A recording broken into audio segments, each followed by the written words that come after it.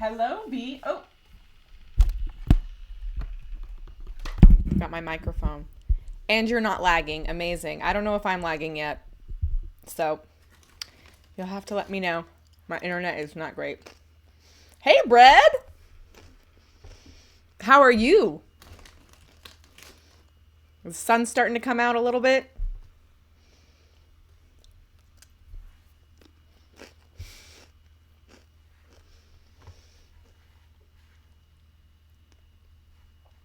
I have low blood sugar.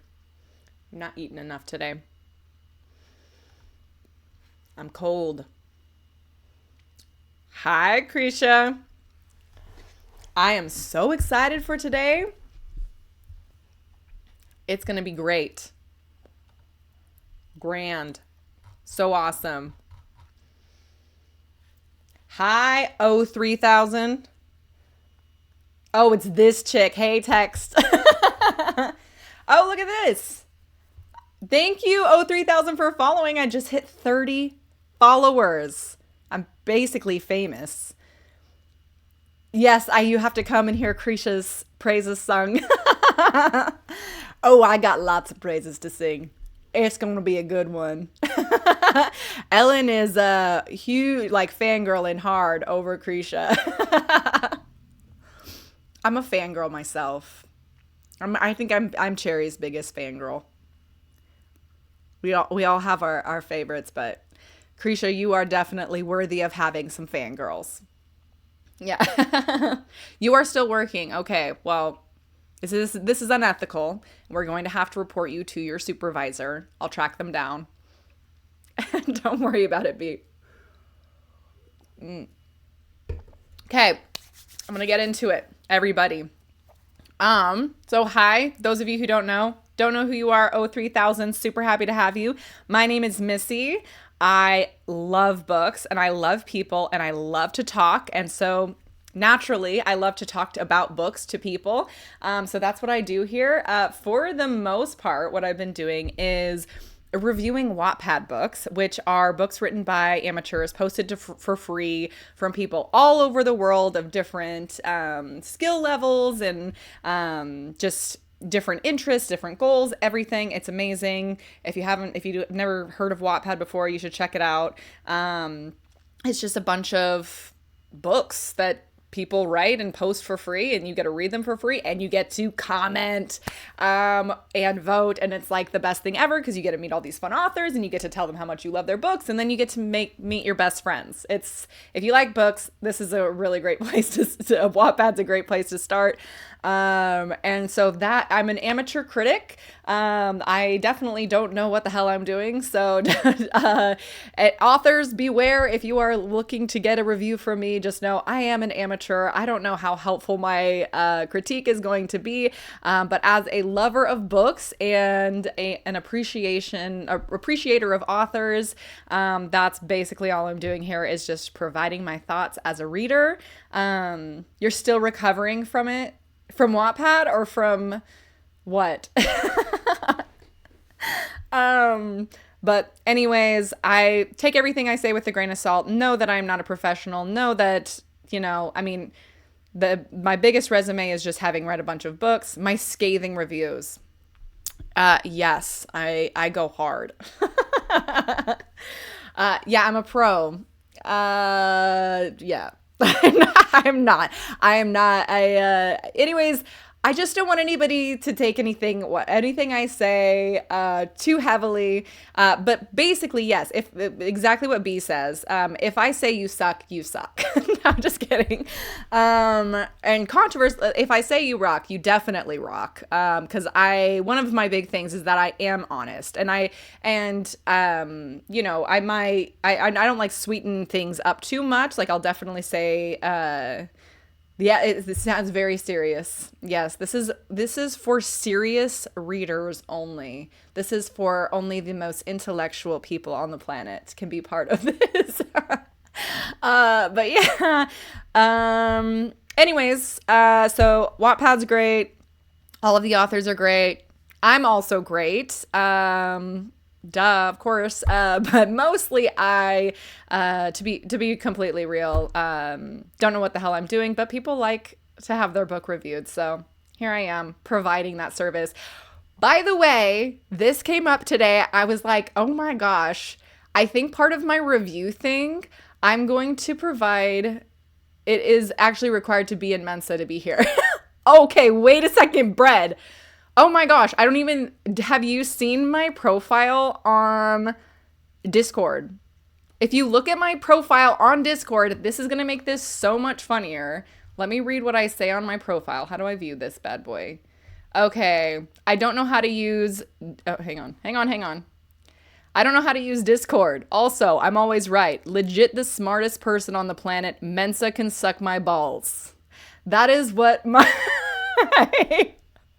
That's my Discord. Yeah, Mensa thinks they're too cool for me. I don't think so. I'm starting my own group. Better geniuses here.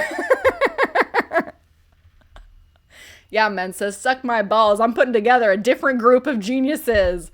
We're geniuses in our own right. I thought I was vulgar. Oh my gosh. Okay, I'm going off on all these different tangents, but my husband has not read any of my writing ever, and he was walking by the computer the other night, and he saw, and I don't really cuss ever in front of my husband or in front of anybody. I'm not a cusser, but on paper, I cannot stop cussing. I listen to a lot of rap, and I love the sound of cussing. I think it makes everything more fun. It's colorful language. It makes everything more colorful. I have colorful characters. But anyways, my husband walked by me writing my next chapter, and he was like, he read aloud. He's like, "Hey, dipshits." And I was like, like covering up the screen. I was like, no. I was like, don't read anymore. There's cussing in the book. And he's like, and then he insisted, he's like, you gotta let me read more. Americans just cuss weird. They put too much emphasis on it. My wife's favorite comedian has a whole bit on it. Dipshits. Yep. It's a fun insult. It's classic. Anyway, so he read my prologue, and it was very, very nerve-wracking, but he liked it. He said, well, no, he didn't say he liked it. He said a bunch of things. Anyways, what was I talking about? Yes, I'm awesome. Everything I say is right. One thing that you will learn about me, I am always right. If you've ever had a conversation with me, I'm always right. In fact, yeah, it's a thing. Okay, it's a freaky thing. I have theories and they're always right. No, I'm always right eventually. But so I'm reviewing Wattpad books and as an amateur critic for amateur writers. And for my Wattpad reviews, I always like to go over like a list, like 7 different criteria. But I was actually thinking today, Krisha, this one apply, like, because I had made those memes for the book. I was like, wouldn't that be fun if I also always created a meme for whatever I'm reading? Because I could not help it, because I know how much you love memes, and I was like, I gotta create memes for this, because I'm thinking of them way too quickly, and I know how much you're like a meme girl. So anyways, I think that might be part of my thing. Oh my gosh, yes, always includes memes. Yes, it's its own language, memes are, I love memes. But anyway, so I might actually start doing that, like adding it to my checklist of create a meme for this if one comes up. So I don't know. It could be fun. I had so much fun reading this, so I had all these fun ideas, and I'm like bouncing off the walls ready to talk about it. So anyways, I'm just going to give a little rundown of what I normally do just as an intro. So I normally go off of a little bit about the author. Of course, I loved about the author. I go, why did I choose this book to review? Because my time is precious to me. So I'm not just going to review any book, especially if I think I'm not going to like it. So I get into why I chose it. Number 2, what is my first impression, which would be based off of everything but the book. So based on the cover, the title, the summary, and the tags, I give my first impression. So you should know, are you hooking your readers with that? Yay, we're jumping right into the root. Yes. Yes, Ellen, I'm not going to test your patience today. Then Yes. Number three, I go over like a character and a plot summary if it's relevant to the review, what's working for the story, what if there's any opportunities for improvement that stood out for me, my general thoughts on it, and favorite quotes, and then probably some memes. So, did you hear about, as long as it, okay, hang on, as long as I don't derail it too much, did you hear about blank? No? What are you talking about? Am I missing something? See? Are you just trying to derail the conversation? Textual. You are going to get an enemy in Ellen. You don't want an enemy in Ellen, okay? Stop derailing the video. Okay, so let's get into it. Let's see. My currently discussing. We got our beautiful cover here, Lost in Blue. First of all, I have heard of Ambi Awards. I don't actually know what the Ambi Awards are, but I've seen like people talking about Ambi Awards. I'm going to have to look that up because this is the grand favorite winner of the Ambi Awards. Hello, Cherry from the waiting room. You are so perfect. Thanks for coming. Yes, so we're getting right into the review. Look at this beautiful cover, simple, beautiful, alluring. Love it. And we got ourselves an award right off the bat, so you know it's going to be good, right? And I think that the Ambi Award is competitive just because of how many different people I had heard talking about it. The grand favorite, hell yes, that's amazing. Anyways, great cover. Love the cover. So this is what we're going to be reading or reviewing today. Lost in Blue. Very, very excited for it. So a little bit about our dear author, Krisha Grimm. I had reviewed one of her short stories a couple of weeks ago. I always want to call it Metaverse, obviously, but it's Megaverse, which was amazing, but it was just a short story. So I had to, knowing that she had an actual novel out there, I was like, okay, yeah, I gotta read and review like an actual novel based on how freaking amazing the short story was. I'm sure a novel is going to be the bomb, and it will be even more fun to review. So that's what we're doing today. Thank you, Ellen, for pressure. You know what's so funny is I'd pressured Krisha into submitting for a review of her short story, and you had pressured her into getting a review of this novel. So Krisha, just a note from people who have read your work, it's good. Submit it to everything. Always do all the like awards. You really, really, really need to just put yourself out there because you're talented. And I'm getting a sense just based on how much pressure you've been getting that you need a little bit of like a push. So if I could, I would just shove you straight off a ledge right into the pools of authordom because you are fantastic. I love your work. So just keep it up. Anyways, that's a little bit about Krisha. She's a huge cat lover. Already amazing, right? She gets into detail here. If rejected by a cat, I pss at, especially if it's a black cat, I'll be internally crying and sad for a week.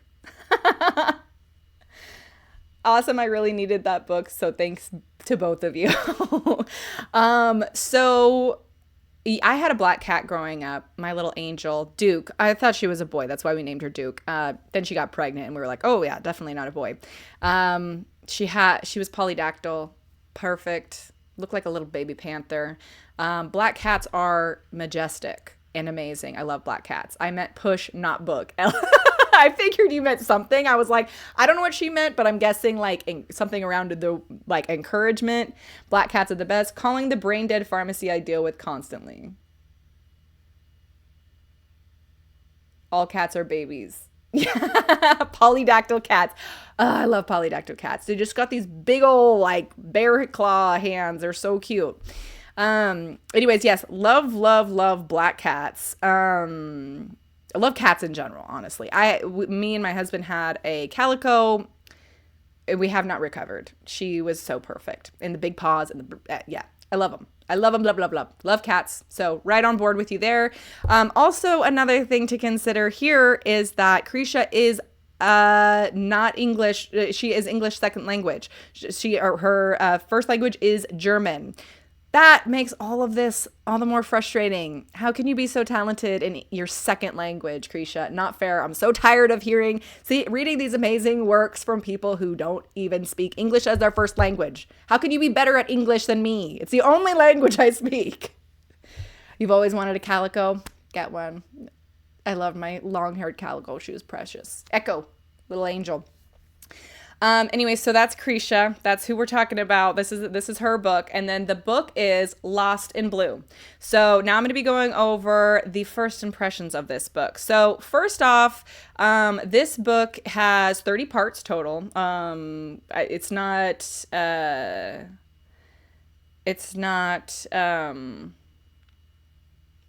entirely 30 parts because I think there's like acknowledgments and fan art at the end. Jealous overload here. Amazing. She has some really cool fan art at the end. And then it's only 4 hours and 31 minutes long. So it's a pretty, I mean, for me, that's a short novel. I have no idea what the word count is on that, but I feel like that is short. And only 1.7 thousand reads. So closing in on 2,000, but it's just crazy how some of these books that are so amazing on Wattpad just are undiscovered. It's a little undiscovered gem. So that's what this is. And the summary provided by the author is this, okay? On an early Monday morning in Germany, and oh, by the way, just like the last review that I did, please forgive me if I pronounce literally everything wrong. I don't speak German at all. And I've heard, from movies, I've heard a little bit of German. I can say Guten Tag and Auf Wiedersehen and Dien Mata is in Fach, which, as we discussed last week, means your mother's easy, which you have to learn that in every language. It's essential to get by in life. But that is all I know how to say in German. Oh, and nein, which means no, I'm pretty sure. I was like, oh, I'm going to do something fun. I'm going to look up how to say this in German. Your mom is easy is the most important sentence, no doubt. Yeah. Tu madre es fácil. Got to say it in Spanish. Say it in my mom, who was a grocer growing up, knew how to say, do you want paper or plastic in like every single language. So can you say goodbye? Oh, Auf Wiedersehen. Like, is that how you say? I don't know how to pronounce it, but it's something around the lines of Auf Wiedersehen. Yeah. So I wanted to learn how to say the numbers, and I even looked up a YouTube video, and then I was like, nah, I'm gonna butcher this. So anyways, that Auf Wiedersehen was correct. Amazing. So I didn't. So just forgive me for pronouncing everything wrong. Okay. I'm going to do my best. I don't know a lot of German. So, I mean, I literally just told you every single word I know. So you know that it's not a lot. I was trying to spell it and I got lost after Weeders. Yeah. Okay. So here we go. Back again to the summary here. On early Monday morning in Germany, Sankt Gorhausen's police department finds itself in a peculiar position as several policemen visit the site at the Rhine. Among them, 25-year-old Henning Dorn is asked to investigate the case of the salvage team's strange discovery, an unscathed coffin containing 2 bodies. As he opens the coffin to take a look, Dorn is severely surprised at its contents, setting him into the path to uncover Sankt Gorhausen's mysteries. Was it murder, suicide, or is the truth hidden beneath the Rhine's water? That's the summary. That's the entire summary. And then the tags are amnesia, completed, crime, death, detective, folklore, Germany, lost, male MC, male protagonist, murder, mystery, myth, plotting, plot twist, police, police officer, rivalry, romance, salvage, secret identity, serious, supernatural, and water. Okay? Yes, spooky, intriguing, love it. So I do like the I really like the first of all, the short summary here is great. Sometimes people will put in like huge long excerpts from their book or whatever. I really like the opening. It's like, okay, this is a mystery. Immediately you get there's a mystery. It opens a coffin to spot and find something that was in the water. Like there's, anyways. So that was interesting, for sure. Like it just great summary. The tags, my favorite's folklore. German folklore, hell yes, that sounds amazing. So I really liked that. Also, my obviously mystery murder gives you a little bit of hint of what's going on. Police, detective, and what was the other one? I mean, Amnesia is the one that I feel like keeps coming back. Amnesia. I feel like I've read like 5,000 books recently where amnesia is like a huge part of it. So anyways, I think it's a great, I think the tags are awesome. The, referencing the Rhine is really cool. Referencing Germany, which is just, I just like to learn about different places. Germany is the tippy top of my list of places to travel because I love mountains, I love lakes, I love greenery. So Germany's got to be way up there. I love schnitzel. I used to go to this. We had this really awesome German restaurant it closed down, I think, but I'd always order the ramen schnitzel, and I was like, this is amazing. Why don't we just always eat German food? And then I remembered, wow, this is very filling. This is a lot of cheese. Germans, they know how to eat. So, anyways, I love Germany. I would like to learn more about Germany. I'd like to visit Germany. I'm intrigued by learning more about Germany, and specifically mysterious river in Germany. That sounds cool. So that's the summary that we're getting here. So quick story, beautiful cover. I like the title. I like the summary. I like the author. Not just personally, but I like the way that the author writes. And then I like the tags. So I was like, definitely going to read this. Plus, when you have like when you have like a number one fan who's like, oh, I loved this book so much, you know it's going to be good. Like it's a sign that it's going to be good. So Ellen, you were also part of the reason why I was like, okay, I got to read this right away. Like if she's like, no, you got to read Lost in Blue, it's so good. When somebody gets excited about something, it's exciting, you know? It doesn't really matter the content to me. It's like if somebody says they really like something, I'm going to check it out because I want to also really like something. In fact, B, if you're paying attention, the other day, or a few weeks ago, you had recommended the Epic soundtrack, or the Epic, whatever that thing is called, the concept album. I have listened to all of those albums over and over and over and over and over again for like 2 weeks straight. It's driving my husband crazy. My daughter is like, oh my gosh, it's Circe. This is Circe's song, right? Like she like knows everything about the Iliad and the Odyssey now because she asks a lot of questions while I'm listening to it in the car and in the house. Like I'm constantly listening to that. So when you get excited about something, I want to be excited about something. I get excited easily. Hello, Tito live streaming. Gio, do you too? I don't know what language that is, but I'm sure you just said, Missy, you're so beautiful. I'm in love with you, and I'm going to subscribe to your channel. I bet you that's what Geo means. That makes sense. Anyways, that is the summary here and why I chose this story in particular, Lost in Blue particularly. So very excited to get into it. I think that it's something that I would normally like. Now, next on my list is character and plot summary, right? So I like reading from a male POV, especially when it's written by, I wouldn't say especially when it's written by a woman, but especially when it's not a pervy guy. So the hero of this story is Hennig Dorn, the mid-20s German police officer. I gotta pull out my notes on him.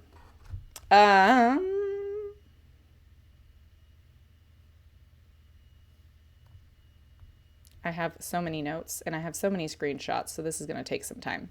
Okay, so the character summary that I have written down, and this was just as it came to me, was antisocial, serious, mid-20s, professional, coffee addict. And I also put terrible detective, but hardworking. And he's not a terrible detective. But I was there, and I'll get to why I said terrible detective later. But he's he's okay. He's smart and he figures out everything, and he's actually very, very smart. He figured out stuff that I was like, I'm not figuring out in a million years. So he's super, super, super serious. Like, he is a workaholic, very into his being professional. He's very stern, serious dude, doesn't smile a lot, always has kind of like a scowl on his face.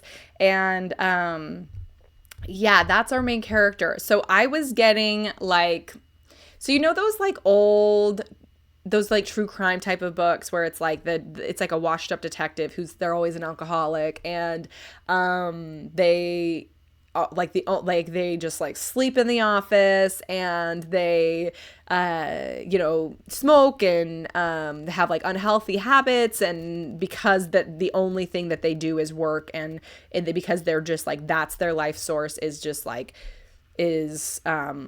solving mysteries and putting bad guys in jail and stuff. Like, I love that trope. And so I kind of applied this to Dorn. However, Dorn doesn't drink. He specifically, Krisha, same, I don't like pervy characters as well. Yeah.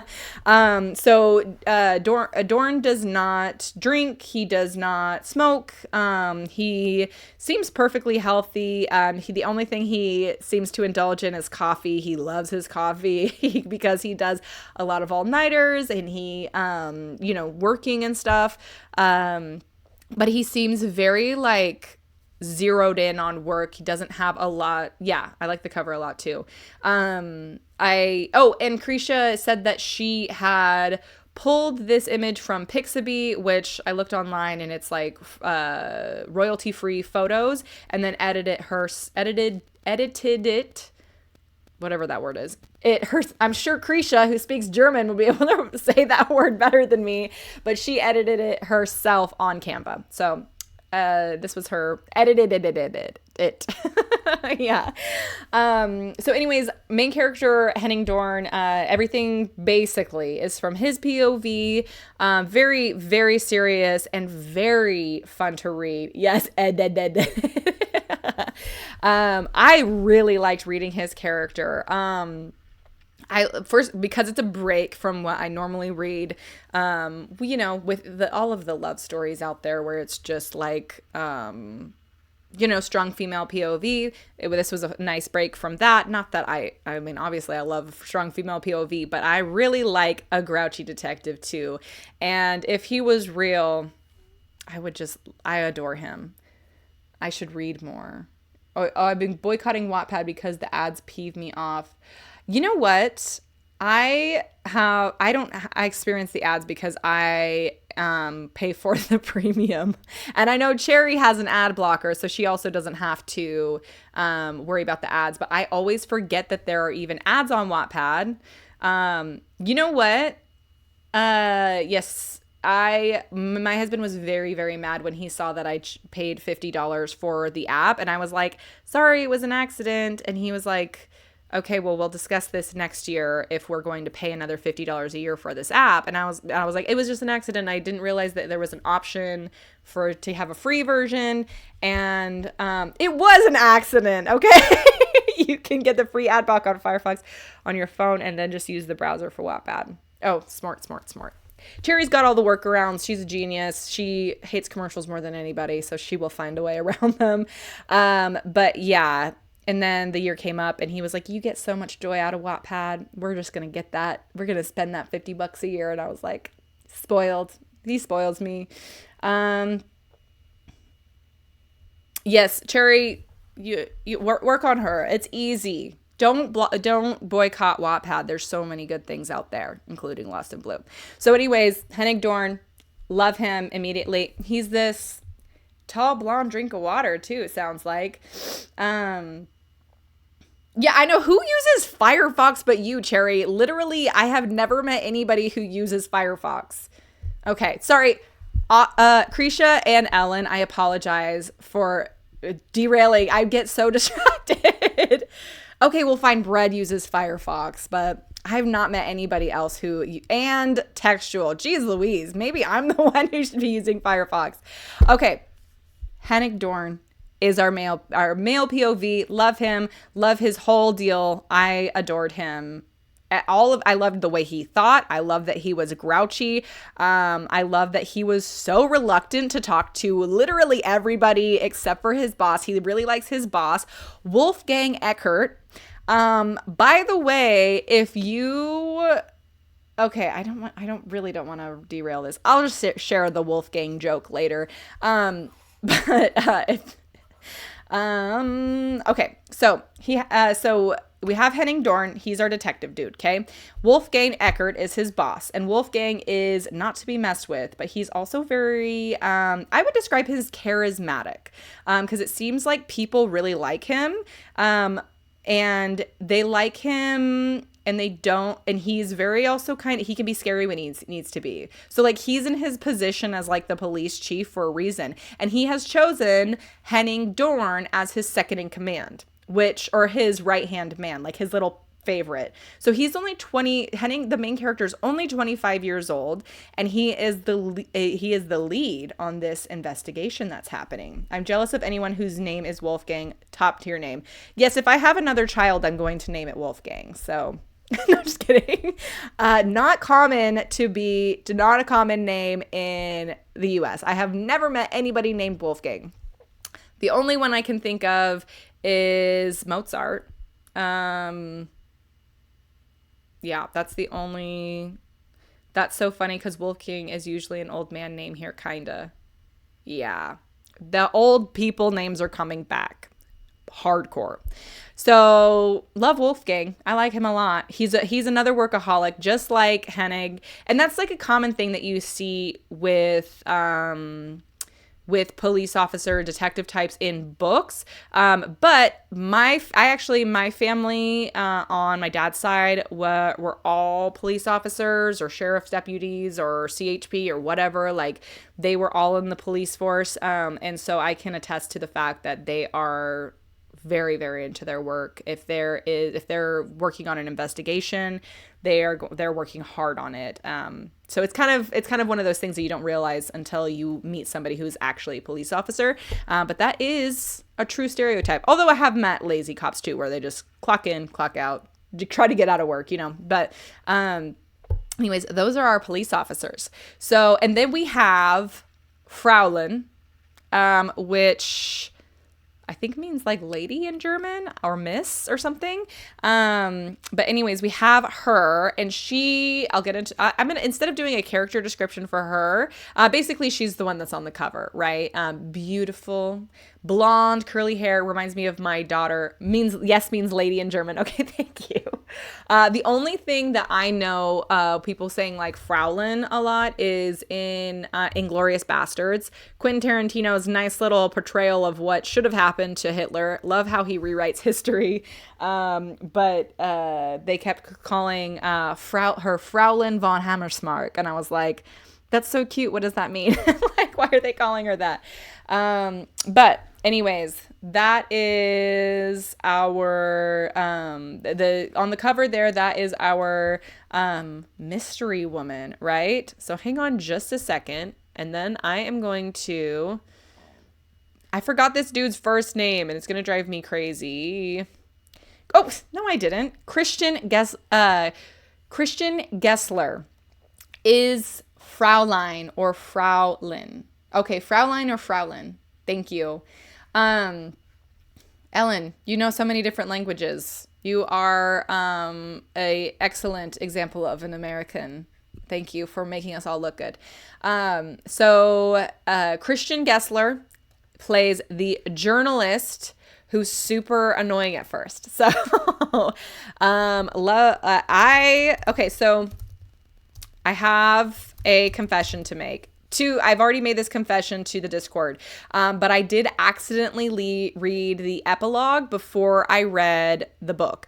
And to be fair, I'm asking Krisha, LOL. Oh, is it pronounced Fraulein or Fraulein? Okay. Yeah, I don't know. I mean, I don't know. Obviously, Krisha knows. So I accidentally read the epilogue first. And I had so many notes in the epilogue. I was like, Ellen's pronunciation comes close. Fraulein, or Fraulein. We have an oo sound in German that's hard to explain. Eileen. Oh, my goodness. Sorry for disrespecting your culture, Krisha. Fraulein Krisha. You mean the Y sound? Ellen 1, Missy 0. What? Did I really not pronounce any of it right? Fraulein. Is it pronounced Fraulein? Comes close. Fine. You know what? By next week, I'm going to have learned German and you guys are going to be so impressed. Okay. So, what was I talking about? Shoot, I completely, like from Sound of Music. What was I freaking talking about? I was talking about Christian Gessler. Oh, I was talking about how I read the epilogue first. Okay, so I read the epilogue first, and in my defense, my Wattpad kept taking me back to the epilogue every single time I closed out of the app. So, anyways, just FYI, that was an issue that I was having, so it's not entirely my fault, but I read the freaking end of the book before I read anything else, and I had so many notes because I was like, there are so many names in here and they're hard to keep track of because the reader has not been introduced to them yet, and I'm not going to remember a single one of these names, and those were my notes. And I was like, also, why is it called epilogue? Is that supposed to be like some like cool thing where it's like, oh, this is a POV, but it's from the end and we're getting like a sneak peek? Like, what's happening? Is this one of those things where you're supposed to read again after you've read the book?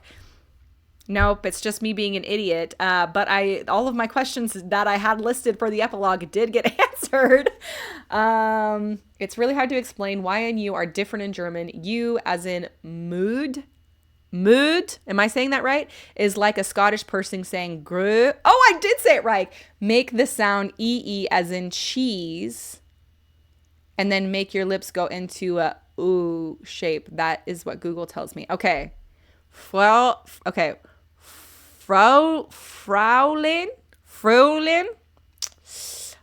You saw it said epilogue, and you didn't tip you off that it was the epilogue. Excuse me, Ellen. How dare you? Such sass today. I thought, okay, first of all, I saw it said epilogue. I thought it was a mistake. And then I was like, does it say epilogue on purpose? Like because, wow, exactly. Wow, Ellen. I did keep reading. I'm sorry. I thought you prefer snark. Ellen woke up and chose violence. No, she's just not going to sugarcoat things for me. She can be like, hey, you keep getting derailed, and also you're pronouncing Fraulein wrong, and also you're an idiot for, you know what, Ellen, to get back at you at the end of this, I'm going to read all your comments that you left on this with all your wrong theories.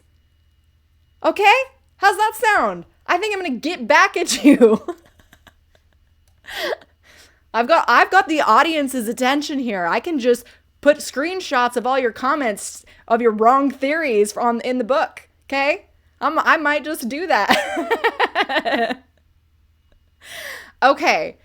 So we have Christian Gessler, who is we have Christian Gessler is the journalist, and he is like typical journalist that you would expect in literature, where it's like somebody who's just looking for a scoop, doesn't care who gets hurt, just wants to be famous. He's the worst. Oh, Y is the same as U in Finnish, but they are the same sound in German, but they aren't the same sound in German. It was just wrong. Krisha said my theory was good. It was just wrong. Then it wasn't good. Sorry to say. Paparazzi coded. Yeah, kind of. Doesn't have morals, is willing to do whatever. So that's Christian Gessler, right? The journalist. And he comes into the story a little bit later. Okay, fine, Ellen, you're wonderful and fabulous, and you just razz me all you want. I can take it. I've got thick skin, even though I pronounce everything wrong, and I read the epilogue first. I make mistakes. I'm human, believe it or not. It's shocking, I know. Anyways, there's also a freaking character. Oh my gosh. Okay, I didn't write down her name, and I really should have. Melanie something. What is that? Theory is not going on. I deserve the fridge. Hey. What? Oh, yes. Okay, hang on. Okay. Schneider. What is her first name? I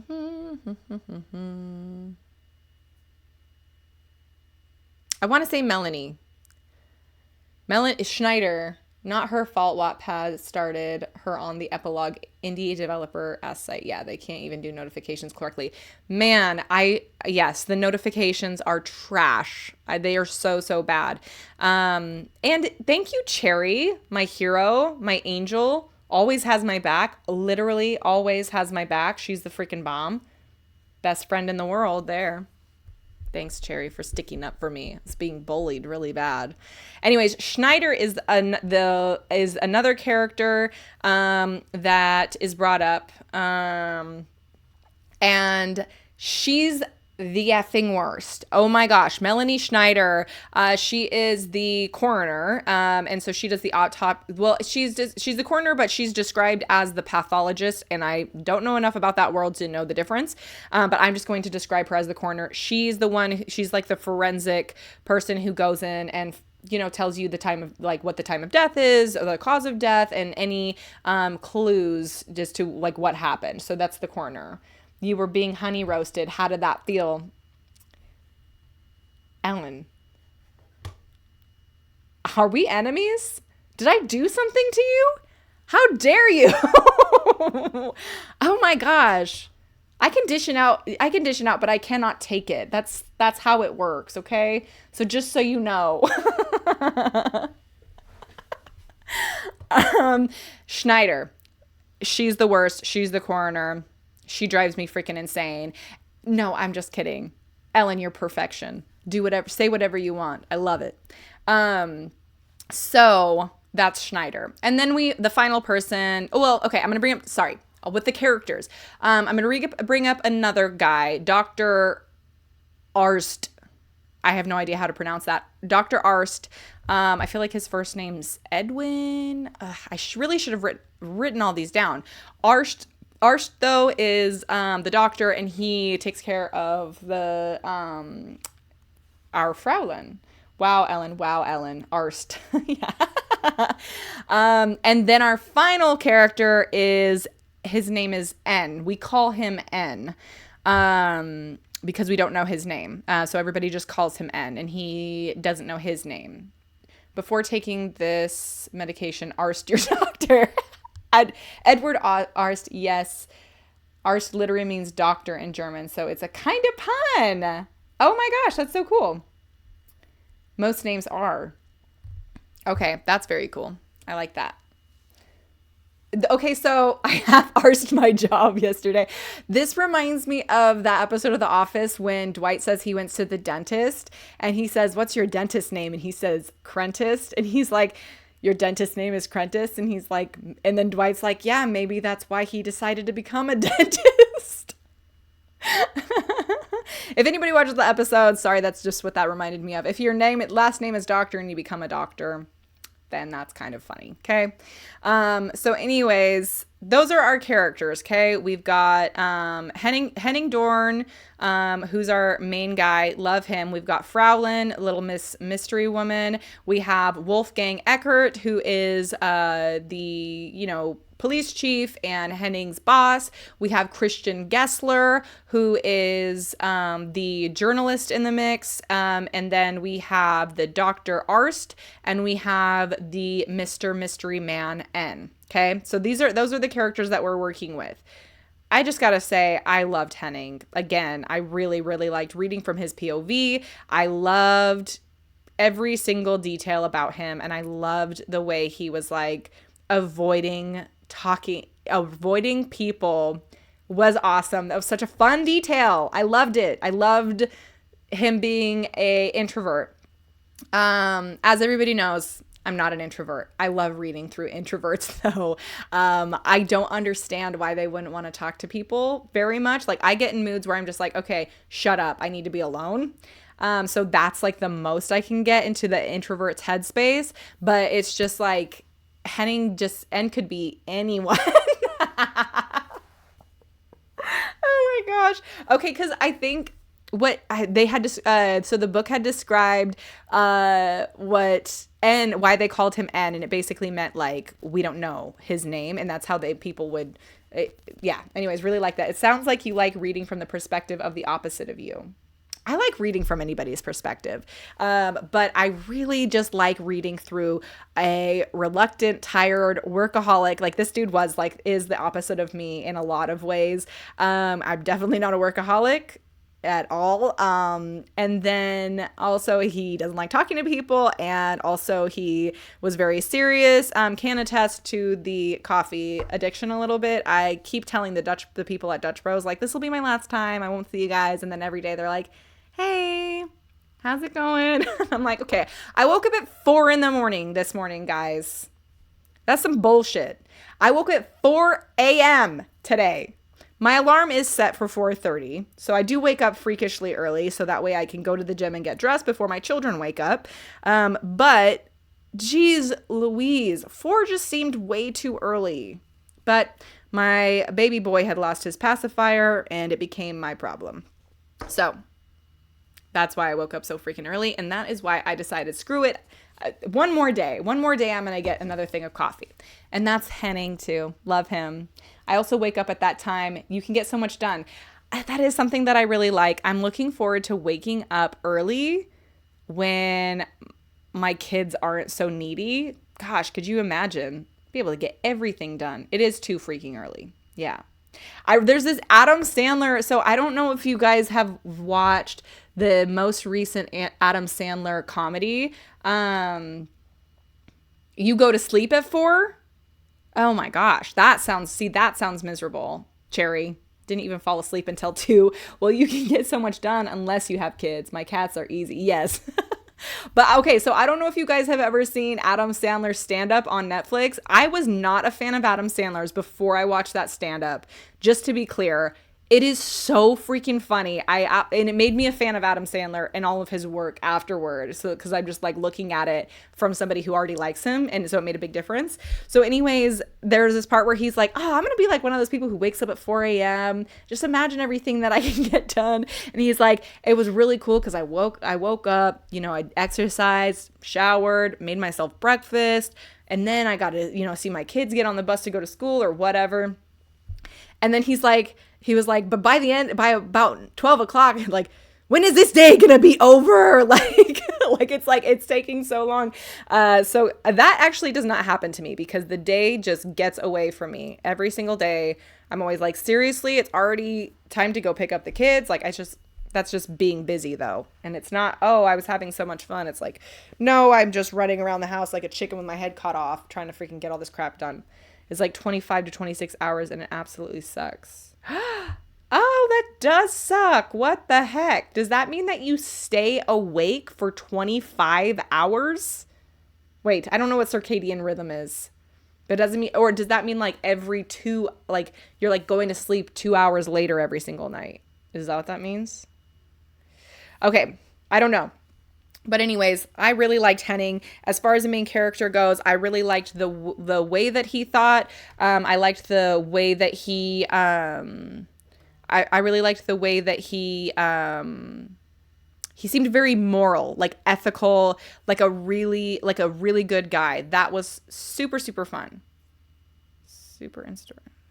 Cycle is 1 to 2 hours off, actually. Sleep schedule rotates. That sucks. Would not like that. I get tired every single day around 4 o'clock, and then 5 o'clock comes around, my husband comes home, and then I wake up a bit, and then by 8 o'clock I'm like, kill me, let me go to sleep, and then I go to sleep at 9:30 every night. Yeah, but it can't because I have places to be. Yep. Oh my gosh. Sorry, you guys, about your sleep schedules. That sounds like a total nightmare. A total nightmare. I don't like to complain about my sleep because I feel like I actually do pretty good for waking up so early and having 2 young children. So this is my character note on Dorn. I want to know more about what drives him. Like, why is he such a workaholic? Why is he, is he antisocial just because he's always been that way, or is he antisocial for a reason? Why did he become a police officer? Does he have this need for justice? Does he just want to be a good guy? Does he want to make the world a better place? Did he watch a cop movie as a kid and just thought, I want to be a cop? Like, I want to know, yes, let's get back to the book. Sorry, Ellen. I want to know what drives him. I want to know why he is the way he is. And it's because he is so, he's so likable. Like, he was so immediately likable to me. Just like grouchy, but respectful and serious and professional. And I was shocked this character being only in his mid-20s, because I would expect somebody with his personality traits to be more like in their, middle age, where they have been on the job for such a long time that they, were starting to become jaded, or just beat down from the grind, or just tired from seeing a bunch of open cases never get closed, and the crushing of the dream that comes with just being an adult for a long time. He's a young buck. He's 25. He's a little baby, okay? 25 is very young it's not that much younger than me, because I'm only 33. But 25 is, to me, very, very young. And for him to have this personality, I would expect him to have lived through some hardships, which he has. It talks about later. He has. But as a character, I really liked it. Yes, 25 is just a little baby. He's just a little guy. I'm just picturing, he has to shave maybe once a week. 25 is younger than Charlotte Lucas. Yes, he's got to get married. Otherwise, what will his family do? And also, he does not have any romantic inclinations. It doesn't describe a single friend that he has. The only person he talks about with any esteem whatsoever is his boss. And so it only shows him at work. It never shows him outside of work. I mean, kind of. So no money, no prospects. Yes. So he's just this washed up cop, 25 years old, no wife. No, yeah, that was one thing where I was like, I want to know way more about him. I want to know more about why he does the things he does, why he thinks the way he thinks, just for fun. I don't think that I don't think that it's necessary for the plot. This is not a criticism. It's more of a desire from a reader. I would love to know more about him, for sure. I don't know, maybe somebody with some fan art can show some pictures of him, because I'm just picturing being this nice, strong guy. I don't know. Love Hennig. Henning, excuse me. He sounds amazing. I'm just going to call him Dorn. That's how everybody calls him in the book, basically.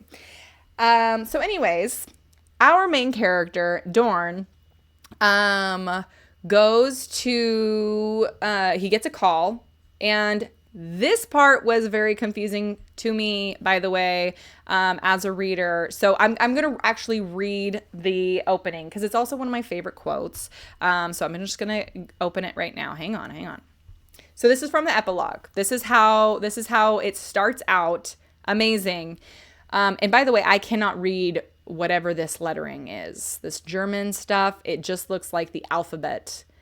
NJ T-E-I, Drake, Nij. What does this say? I have no idea. But anyways, this is what it says. Humans salvage 2 bodies from the sea, punished by its waters, cursed to never be free. At sunset, the merciless currents of the Rhine, as time goes on, will slowly make you mine. Following its call, I will lead you into the abyss. Humanity is something you shall never miss.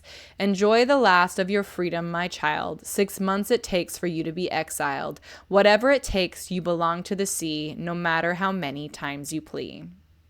It is the German alphabet. What it says is a spoiler, though. Ooh.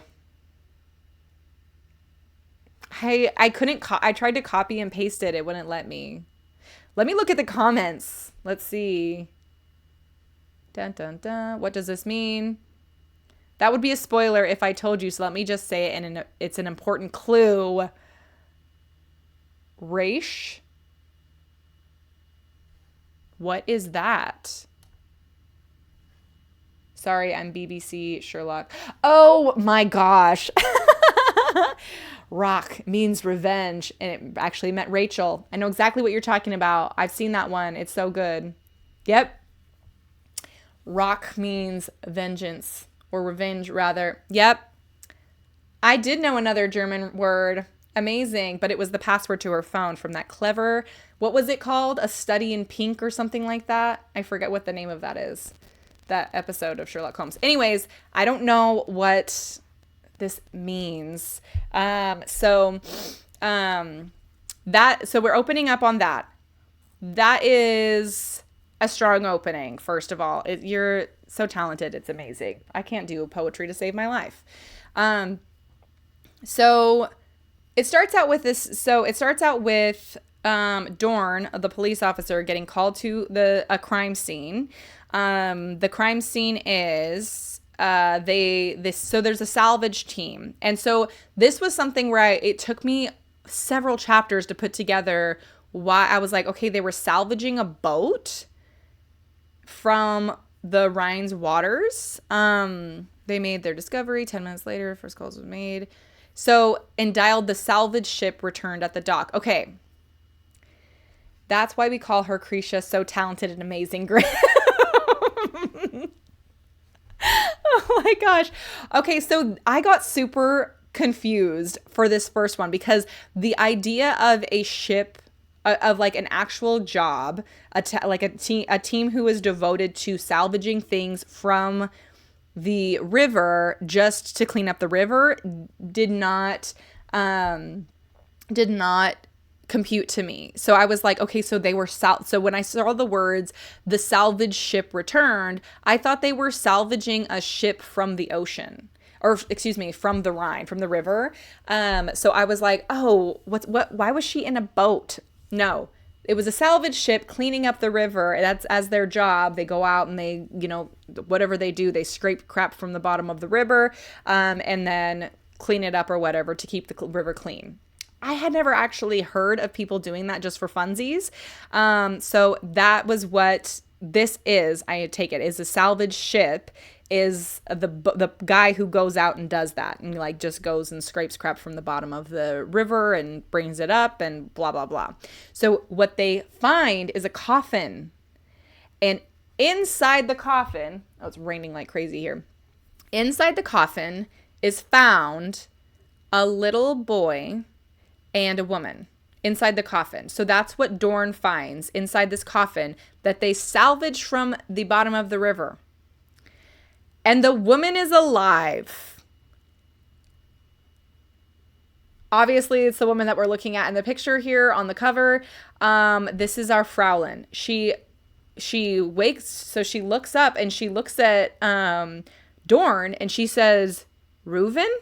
And then like passes out and doesn't say anything else. And when she wakes up, she doesn't remember anything. She doesn't remember her own name. She doesn't remember who that boy is. She doesn't remember how she got there. She doesn't remember anything. So there's our amnesia tag. Okay. So that's what you get. And this isn't even the first chapter. This is the prologue, and it's short and it's amazing. Ellen's more amazing than me though. Complete lies. So anyways, that's our opening is we have a woman who's like got this like boy, this 5-year-old boy in her arms, snuggled up in her arms in a coffin that they found at the bottom of the river. and then she is somehow alive. So this was a huge, to me, this was very confusing. I've read your book and short stories. Yes. Both of you guys are fantastic. You guys could beat each other to death with your amazing skills. Okay. I was so thrown by this because everybody was like, oh my gosh, she's alive. Yet she was in a coffin underwater. How is nobody talking about how is she still alive? Why is she not dead? Until much later, and I posted this in the Discord, because I was like, that was one of my biggest questions. Yes, we fight at dawn. That was like probably my biggest question. I was like, okay, is no one concerned that this woman was able to survive being stuck in a coffin underwater? Like, why is nobody talking about this? And that is also why I put down as a character trait of Dorn's was that he was a terrible detective, because he did not say anything about it, right? He did not say anything about, whoa, how did this chick get in this coffin? Or like, how is she still alive? So in my head, if she's magical, yes, but this is in this world, magic does not exist that we know of, right? So in Dorn's world, that's an impossibility. He's a police officer. It's his job to figure out how this happened, right? True, that's a major flaw that needs fixing. Okay. But I was like, okay, if I found a coffin underwater in the river, pulled it up, immediately called the cops come, open up the coffin, find a girl and a woman and a boy, and then the woman wakes up, I'd be like, what the hell is happening here? And I'd be looking around for like an oxygen tank of some sort. I would assume that she just got dropped into the water right before the coffin was salvaged. So I'd be checking, like, I'd be interviewing the guy who was doing the ship. Like, I would be like, my focus would be on like, there's a limited time window, blah, blah, blah, blah, blah. So that was my biggest thing. I was like, no, what's happening here? So that was a big question that I needed answered. And it is answered later when they're like, she had to have crawled into the coffin after it was pulled from the Rhine. But I'm assuming that the guy who pulled the coffin from the Rhine would have had his eyes on the coffin the entire time. Like, he was probably the only person on the boat, the salvage ship captain. I think he was the only person on the boat, and then he called the police immediately, and he called the paramedics immediately. So I don't know. That one was a bit confusing to me. I don't know. That's a major flaw that needs fixing. Okay, then I will move on, because I was thinking that you were going to have some insight for me, and I was too dumb to figure it out. So if that really is like, oh yeah, I need to think on that a little bit more, then that's a different thing. So anyways, the boy, though, the kid is dead. The 5-year-old is dead. And as we've discussed, I do not like to talk about kids that get hurt. But this one, you know, I have a 5-year-old myself. So this was hit close to home, thinking about, and I would 100% want to be buried with my daughter if she, not that our Fraulein here, not that she was the mother, because they do a DNA test and find that, number one, that they are not related. Fraulein and the little boy in the coffin were not related. Okay. Number two, the time of death was like 100 years ago. So this boy was drowned and then beat and then drug into the water somehow, and then somehow ended up in a coffin. And then somehow this woman ended up in the coffin with him. And this was 100 years ago, the boy died, and then somehow the woman ended up in the coffin. Can't have been underwater for 100 years, of course. But anyways, that is how we're opening here. So there's all this mysteries. She does not know who she is.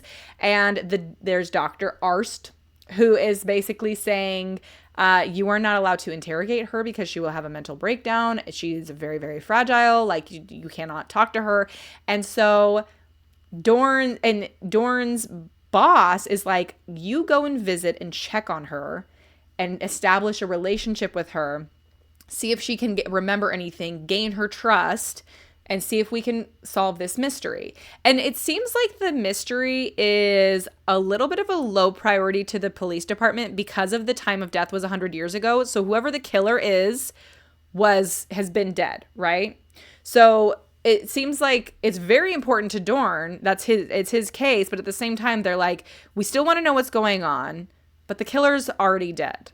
If the boy died 100 years ago and his body is preserved underwater because of the low oxygen rate, that's why they're assuming that he's in this they're in such good condition after pulling him from the Rhine. He's still in good condition. So anyways, that is that's kind of where we're at. Is we have this very serious detective, this mystery woman who woke up and lost her memories, and she has pretty blue eyes and curly blonde hair, and in the way that she speaks is like very captivating. And Dorn kind of like he doesn't hit on it a lot. He immediately likes her, and she seems very delicate and sweet and almost like innocent because of her, I think because of like the situation that she's in, she seems innocent and stuff. And so I think that also adds to the draw of this person, of Dorn to Fraulein. So sparks fly at the crime scene. Yeah. He's like, you're not dead and you're half naked. You want to go home with me? And the hospital room. Yes. So she's like kind of heavily guarded by the doctor. Dr. Arst is like a pain in the neck to Dorn because he's done this in the past where he like really protects victims to the point where it impedes the solving of the case, and bringing justice to whoever the criminals are. And he apparently has a history of it. And so Dorn and Dr. Arst don't really care for each other. And they're respectful of each other, though. They're both competent men. They're both good at their job, but their jobs kind of oppose each other. Kind of like how you would picture like a prosecutor and a defender wouldn't get along with each other, but they can still respect that the other person's good at their job, right? So that's kind of like the vibe that I'm getting from Arst and Dorn, is that they both are good at their job. There's respect there, but they don't like each other. And I work with a lady who I do not like at all, but I respect her. She's good at her job. So there's that. So it happens all the time. I loved that dynamic. But Fraulein, our mystery woman, it loves to see Dorn. She gets happy every time she sees him. He offers to bring her like books. She's really into history books. But she's like lonely because she's left in this hospital room forever until she gets her memory back, and it's not coming back. And every time she tries, it's like hurts her mind. So then he just kind of like spends more time with her, going to visit her at the hospital, and it seems like pretty natural. And this is from a guy who does not like to see people. He goes out of his way to go visit her. One, because his boss told him to get closer to her, but two, because he likes her and he can see that she enjoys being around him and she doesn't get a lot of visitors. And so that's kind of why he's doing it. So then he says, like, she looks out the window and he's like, do you want me to take you to that place that you're looking at, which is Lorelei Rock or something? I looked it up, and then I looked up the folklore that's attached to it. So I thought that was very, very cool. So hang on a second. I'm going to save this. So anyways, there's this like stage thing. Oh, wait, no, I'm going to save this picture. Hang on.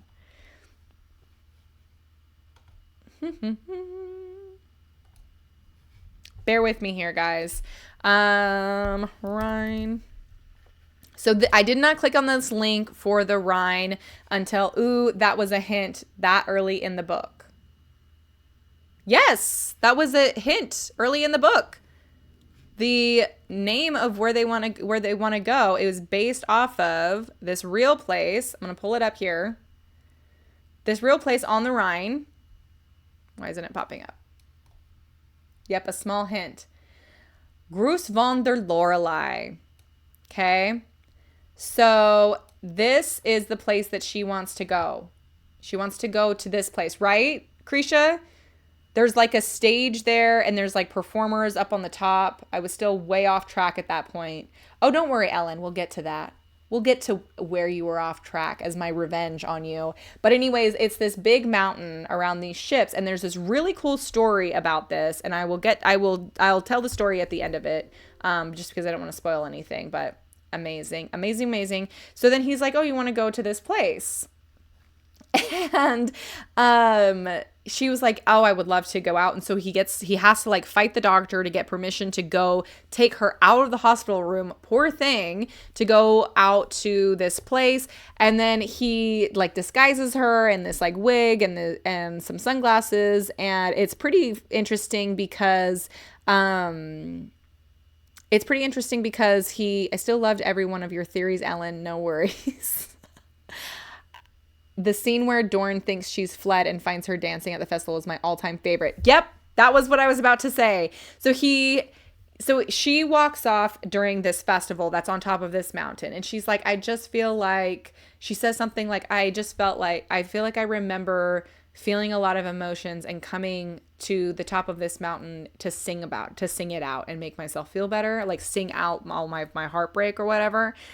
And so, but she's like dancing in the woods and he's watching her and obviously falling in love, obvious to the reader, not obvious to Dorn because great minds think alike. Yes. I was very, very into that part. It was so sweet. I'm not a good dancer. Nobody would fall in love with seeing me dance, but I do know that, especially for someone like our Fraulein here, she would probably entice somebody by her dancing. And Dorn is definitely into watching her dance. She knows that he was watching her, but she likes to sing and she likes to dance. She's amazing. She's perfect. And so they kind of like bond a little bit there. And then after that, he kind of ghosts her a little bit because he's like, I hope she didn't think that was like a date. And so he avoids her a little bit. He still goes to visit her, but just like less frequently. And I think for less long is the way that it is. And so anyways, they're hanging out and then, oh my gosh, he gets another call. They pull up another coffin they pull up another coffin with another guy in it. A guy that looks freakishly like Fraulein. Okay. Blonde curly hair, blue eyes, like the kind of like young, slim looking face. And so they find another one. The same guy finds another one. And he's like, oh my gosh, there's two of you. And so this guy, he doesn't remember anything either, anything at all. When he tries to think of it, he gets like, he kind of like, he can't think of anything. And then, so then it turns out that the genetic test comes back. I loved this twist. The narrative had so many twists and turns out this one blew my mind. There were so many times. Okay, I've got to pull up my screenshots because I have so many screenshots. Okay.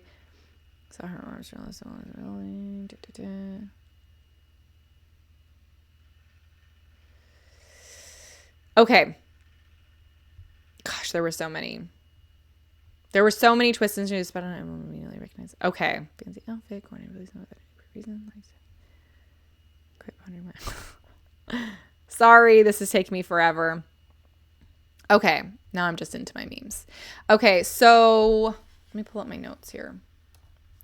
Yes, the twists and turns were incredible. So I was like, there were so many times where I was like, like leaning in and like looking at my phone again, or like realizing like, no, I have to read. I have to keep reading. Like I can't stop reading because something was just revealed or something just happened. So anyways,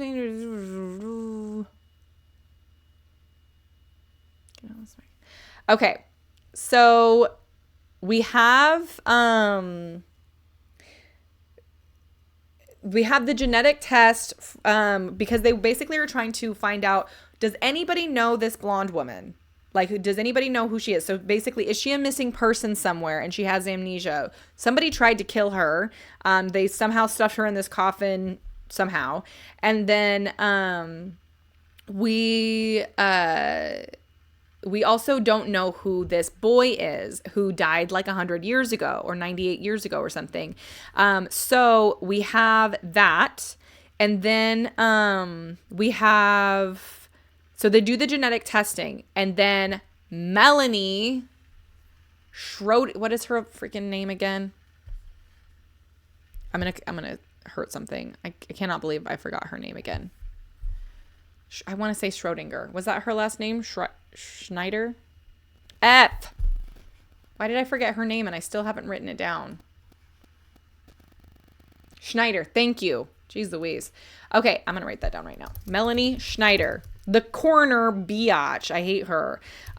So anyway, and her big thing is she will relentlessly hit on Dorn, who makes it very clear he's not into her. And so he hates going around her for this reason, because she's just like always like touching her lips and looking at him all sultry. And it's like, girl, stop. He's not into you. Stop. Like, stop that. Enough. Okay.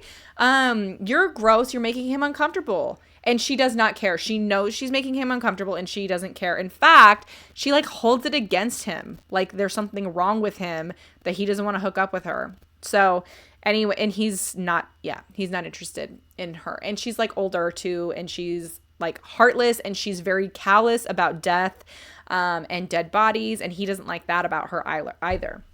So anyway, so she calls him and is like, hey, so we did find a genetic match that this boy does have a descendant.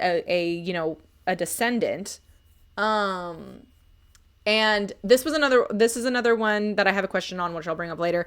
But anyways, it turns out it's Dorn's like great uncle or something, this kid. So Dorn is related to the kid that they found dead in the water that they do the genetic test on. And so he's like, what the heck? Like, I'm related to this. So then he's like going through his own attic as part of the investigation and finds, this part was crazy. Okay, this one I have a ton of screenshots of. So then he's going through his stuff and he finds this notebook. So let me see. He finds this notebook hidden in the floorboards. He grinned. Jackpot. Putting his phone down beside him, his other hand took hold of the new discovery. It looked old, but plain, as if its owner had done its best to conceal its existence. This part had me like, I was floored. Okay. So curious, he turned the couple of Ramos pages still left. Most had been ripped out coarsely or were completely blank, only to stop at a few sentences, written in cursive handwriting. He is calling for me every night, over and over. He wants me to come back, but I won't. Never again will I return, and I don't regret ever leaving. I'm afraid he'll catch us when we're not careful enough. My beloved and I, we made the decision to move somewhere where they won't find us. So that was crazy, especially he is calling for me every night, over and over. He wants me to come back, but I won't. Never again will I return, and I don't regret ever leaving. So he finds this notebook, and he's like, okay, so this has got to be linked to what the heck is happening. So that was like, okay, huge clue. So this is this linked? Is it not? Because that could seriously just be some old thing, but I'm afraid he might kill us, and it being related, he's thinking, okay, this is a big clue, right? So in my head, what was my theory on this one? I was like, oh, somebody's calling. I was like, is it the boy's dad? Like, is it the boy that they found's real dad? Did she like get pregnant and then run away, this woman who wrote this? Or is it a man who wrote this? Like, I wasn't sure. So I had a lot of theories going on during that part. And then there was a picture in there too. And then, so it's a picture of him and he's like struck because it looks exactly like him. This man in this picture looks just like him. And the name is Reuven Dorn. So remember when she woke up in her coffin, she was like Reuven when she saw Dorn, and then he finds this thing. Then he finds this picture of a man who looks just like him, his great great grandpa or great uncle or whatever, and his name is Reuven. So he's like, what the heck? So it's like this was one huge like reveal, and then this one huge thing. We're like, okay, is he been reincarnated? Is this him? And he really is the one who doesn't have any memories? And so there's so many things that you could be thinking at this point, right? And it gets even crazier. Okay, so he's looking at this picture of basically him 100 years ago. And he says, then he spotted an emblem he immediately recognized from history lessons in school. Originally meant as a Buddhist symbol of peace, abused for a certain misanthropic ideology sewn in the uniform. So he is looking at a photo of himself, basically, or his great-great-grandpa, who was a Nazi. Oh my gosh. That I was like, dude. So like again and again and again. And then so I have not read a lot of like or watched movies or whatever from German's perspective of the World War I and World War II era, especially Nazis. I've not heard a lot of people talk about it except for what's his name? Flula Borg. If anybody's familiar with Flula, I've only heard one joke where he's on the Conan O'Brien and Conan's like, the Germans are always the villains in movies or whatever. And so Conan's like, well, who are the villains in German movies? And he's like, other Germans. So it's just like Americans kind of like so there is a lot of like history that we do talk with as far as like American doesn't have like a super clean past either. So it's like there's slavery and how we treated the Native Americans and certain wars that definitely we shouldn't have poked our noses in and stuff. But for the most part, Americans don't talk about this. This book from written by a German, set in Germany, the characters are all German, talks about this as like they are ashamed of their of like their past, and he's like, I'm not surprised that somebody hid this in the floorboards, because why would you want somebody like that in your history? So I didn't know that was the way that they thought about things, or the way that Germans thought about things. So that was like another, I love again, another thing that's great about Wattpad and the book that I read last week is you just get this like kind of like little snippet into their culture, into their world. I didn't realize like how, you don't know how thoroughly you're taught that history, especially if it's like a blight on their history. So very interesting. So he's like, dude, my great great uncle or whatever was a Nazi, looks exactly like me, is involved somehow in this murder of a boy. Oh my gosh. Or it was, so anyways, that's what he's thinking. The shame part is true. We take that topic very seriously and study that in school and history. You know what? They say those who don't study history are doomed to repeat it. I think that history is just so important to constantly be learning from. So I love that. I think that America could definitely do a little bit better as far as learning our own history and not repeating the same mistakes that we've made in the past. So good for Germany. Love it. But anyways, so that's like a huge reveal. And this all happened in one chapter. That was an insane chapter. Okay. And then if after this, and this is not a long book, so there's just so many twists and turns in this book. I absolutely loved it. So then Dorn's getting into his car and he gets approached by this guy in this red suit. Okay, and I got and he's basically saying like, hey, are you Henning Dorn? And he's like, yeah, who are you? And I think he introduces himself as Christian. He says, I'm Christian Gessler. And he's like, oh, you don't know me, but you will. And he's like all confident and cocky and stuff. And then Dorn does this. Okay, actually, hang on. I'm going to share this to the Discord really quick. Share to Lost in Blue. So that way I can save it onto my computer. I hate that I have to save things onto my computer to move it into the Twitch, because I'm going to do that. So hang on just a sec.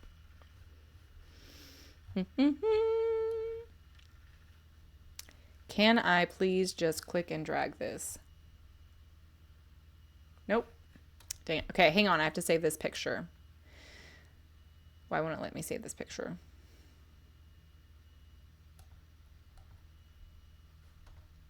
Save images. Wow. Okay. I'm so sorry for keeping you guys waiting. Bear with me. I have to take a screenshot of this.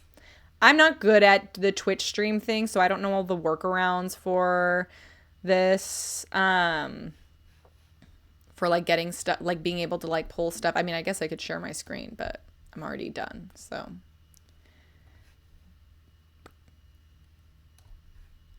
Come on.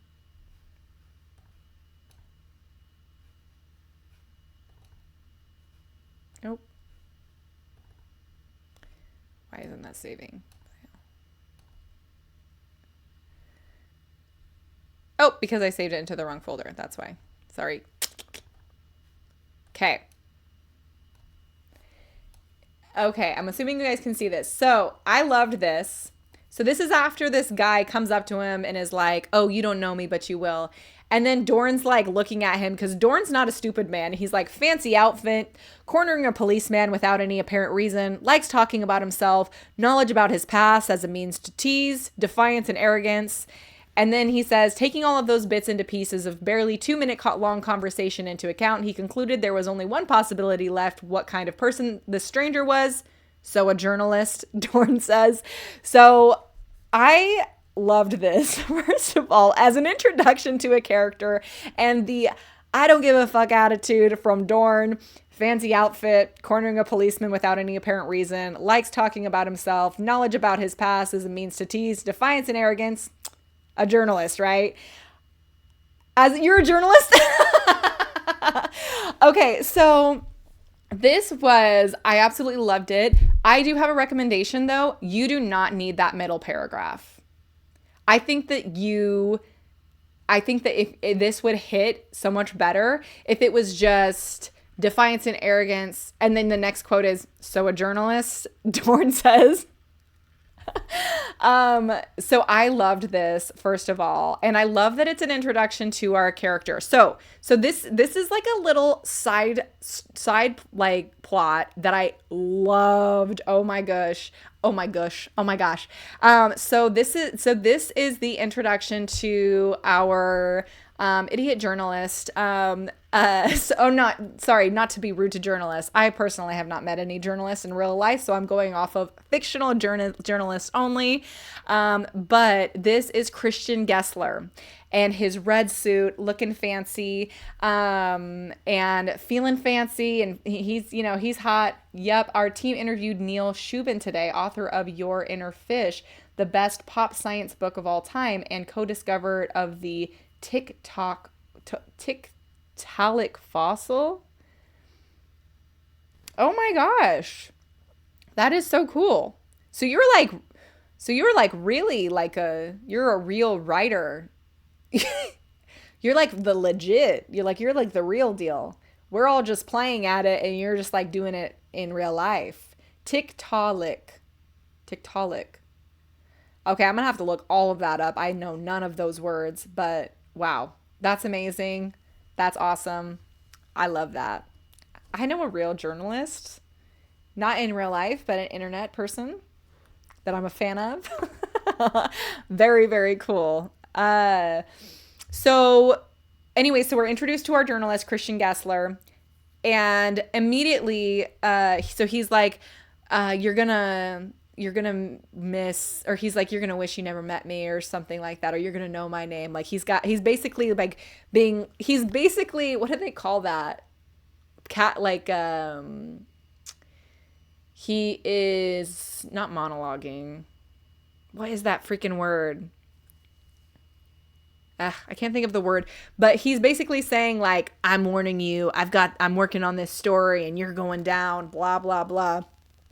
So then, Shubin showed me a plushie he has of a Tiktaalik, and I legit ordered one for myself the second Zoom call ended. I'll share a pic of it on Discord. Okay, perfect.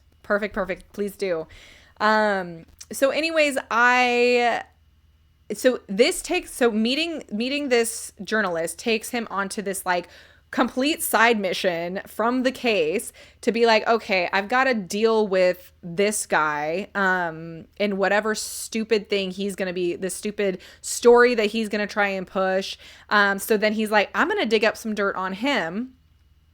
And because basically it's a journalist and a detective. Both of them are, you know, people who want to discover the truth to a certain extent. They are good at researching things. So it's kind of cool that they have like this kind of like duel of sorts where it's like, okay, you're going to dig up dirt on me. Fine. And so Dorn's like, cool, you're going to dig up dirt on me. And then he doesn't tell him this. He doesn't warn him ahead of time, but Dorn's like, I'll dig up dirt on you too. And then we'll go from there. Right. So, which is like, Dorn, you freaking brilliant man. So he does end up digging dirt up on him and saying something along the lines of where basically Dorn finds out that this Christian Gessler guy accepted bribes and he had accepted bribes and then had like squashed a story or something like that. Journalists don't sit around digging up dirt on random people. We don't have the time or energy for that. We're too tired. I can imagine. But anyway, so this specific journalist, who I don't know what this type of journalism he does, but basically Dorn had found some dirt on him where basically it would land him in jail for being shady because he like covered up fraud or something like that. But he also, it would also destroy his career because he would not be considered like a reliable journalist after what Dorn found on him. So then Christian Gessler shows up to go see Dorn, feeling all high and mighty, and then he ends up being like, okay, I have all this dirt on you. First of all, you found 2 bodies in the Rhine.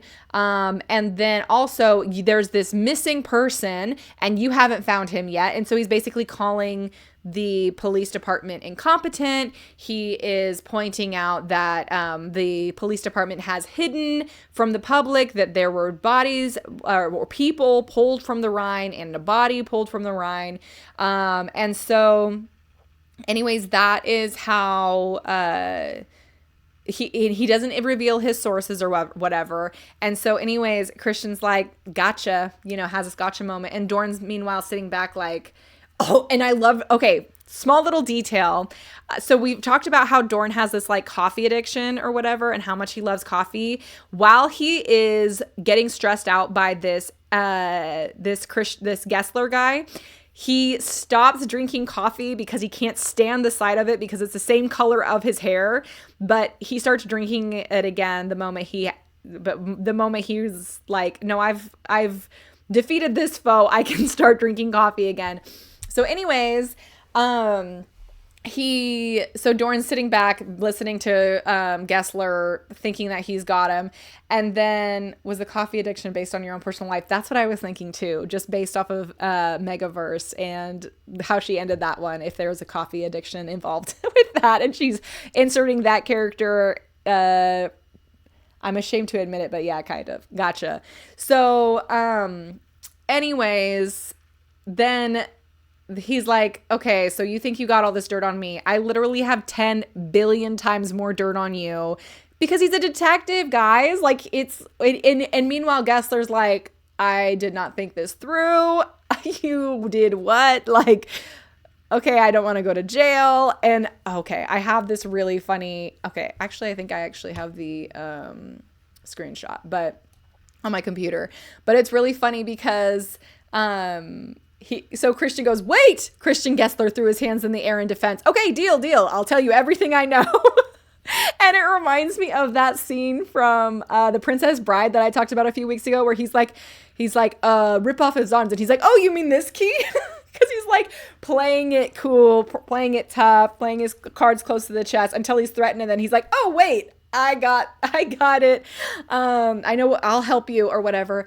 So then he has to bring all of the evidence all of the research that he's done on the Rhine and all of the research he's done on the missing persons, basically for this article that he was going to put out there.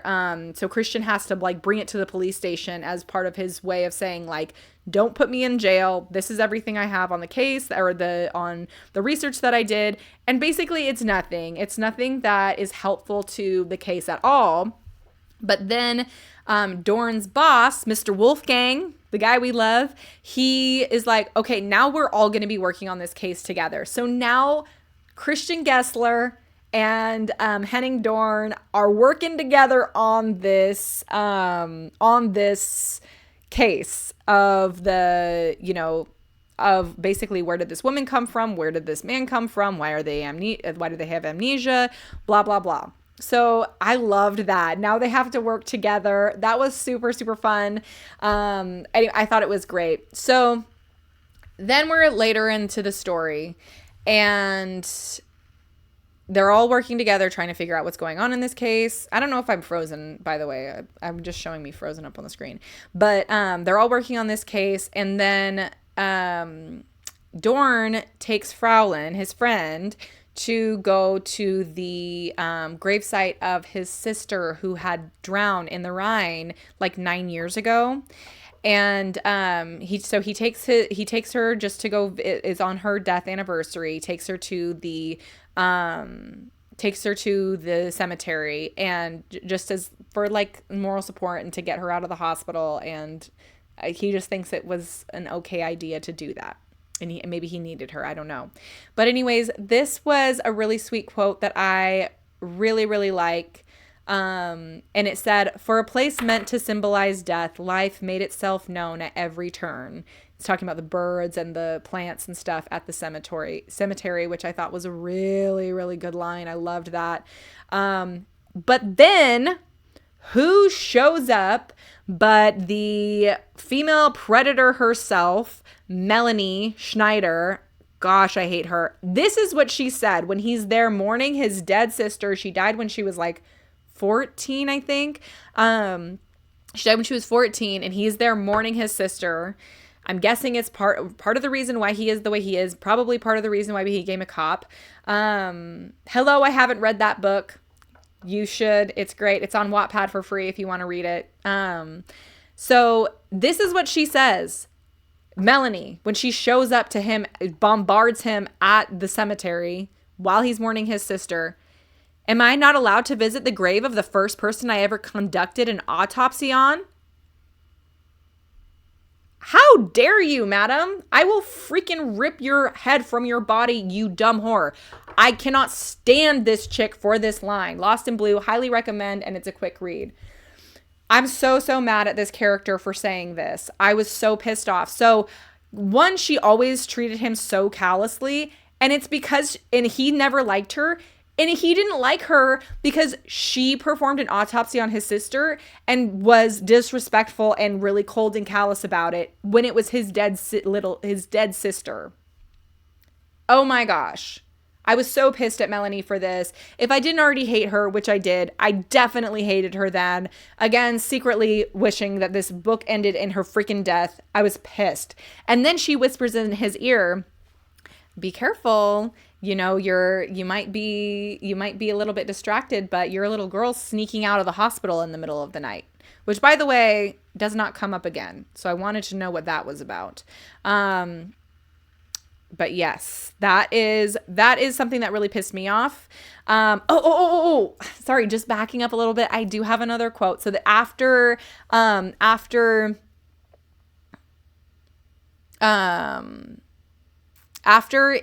Dorn has, and also hello, Kivioko, one, nice to meet you. So after Dorn gets Gessler, and basically says like, look, I have all of this dirt on you. He said, it turned out even a clever mouse can intimidate a fox when the predator is not careful enough. And I thought, oof, that is such a good line. I loved that, especially because he's likening himself to the mouse and Gessler to the fox. And he's like being like, yeah, I'm pretty clever for figuring that one out. I can relax easy now that I've, vanquished this foe. And then another thing that was said, and this is, I'm going to butcher this word, but he's basically watching Gessler struggle in front of his boss when he is, and he's basically just, because Gessler's being embarrassed because he got caught doing something bad and he thought he was in this position of power and he's being humbled immediately. And then this is what he said. He couldn't help but smirk a little bit at his opponent's injured pride. Schadenfreude was one hell of a drug. And I looked up what Schadenfreude means. Let me pull that up. That is such a cool word. Pleasure derived by someone from another person's misfortune. I love that word. Do I sense a Finnish presence, Kiwi? Oh my goodness. Do we have 2 Finnish people on here? That would be amazing. We're all over the world, okay? Missy's book club is better than Mensa. We're worldwide, got people everywhere. We're all smarter than Mensa people. It's the best. Anyways, 2 things I really, really liked about, 2 quotes I really, really liked. And then, Dorn gets attacked. Oh my gosh, Dorn gets attacked by somebody. Mystery person gets knocked upside the head. And, and then he wakes up in the hospital and, I skipped a big part. He's a little bit suspicious of, Fraulein now. I think it's Schadenfreude. Schadenfreude? Okay. So anyways, a great word. Freaking loved that word. That was great.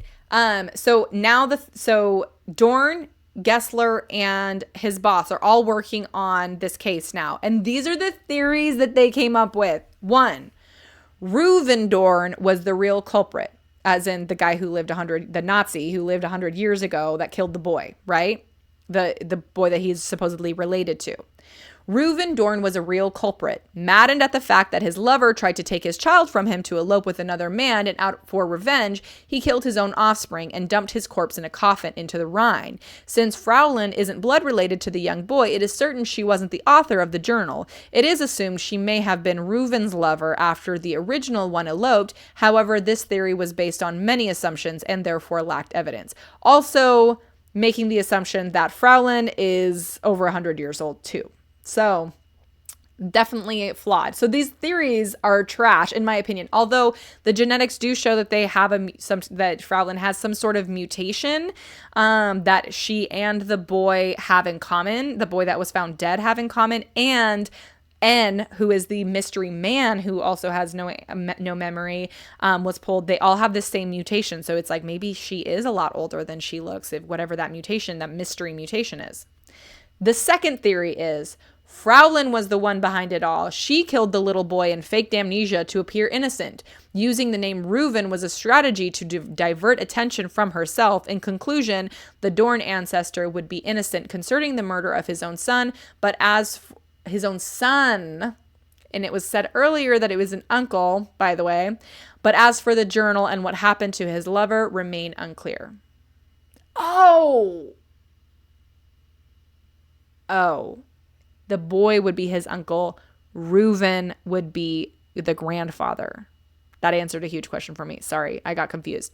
Okay, so anyways, that is the theories that the crack team was able to come up with. So, and then what happens is Dorn gets attacked. He gets hit upside the head. He wakes up in the hospital. Oh, dang it. I need to go back again. So then after they come up with these theories that maybe Fraulein is a little bit more involved than they were thinking, Dorn goes and hangs out with her again, basically because he needs to interrogate her again. But he wants to do kind of one last fun thing together as friends. And so they go out to these fireworks, and she says she's in love with him. And he does not say it back. And he backs up when she tries to kiss her, or when she tries to kiss him. And so she starts crying and doesn't want to talk to him. And then he leaves her alone. He doesn't talk to her. First of all, guys, if you're watching this, if a girl is crying about something that you're doing and you think she needs space, I don't think that space is usually the answer. I think that you should definitely go and try and make it better. If I'm upset, I 100% want my husband to come and comfort me, even if I tell him to go away. And it's just a woman thing that I do. Maybe I want like 30 seconds to myself, a couple minutes to myself. But please don't just leave me to my thoughts, because guys, please. Hi, Joe. No. Welcome. Yeah. So that's not a good idea. Fellas, if you got a girl in your life and she's pissed off at you, please don't leave her alone to stew to her thoughts, and to basically just be waiting for you to follow her and make things better. I feel like that is in 90% of cases, that is what you're going to want to do, is you're going to want to go and make things right. Give both of you guys time to cool off if you need to. He didn't talk to her after she did that until, of course, he gets attacked, wakes up in the hospital with blunt force trauma to his head. And this is another thing that I thought was really, really funny. Oh my gosh. So he wakes up in the hospital, and they're telling him basically, oh, you got hit in the head. And he goes, yeah, so this was Dorn says like a few moments after he comes to in the hospital. Yeah, whatever. Thanks and all that. Tell me what day it is. I have to get to work. This killed me. I was like, dude is such a workaholic. I love it. This is so funny.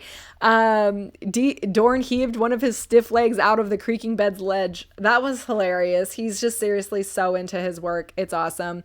So that's what happened. German work mentality. It's very American too. Let's be real. The Americans are just workaholics as well.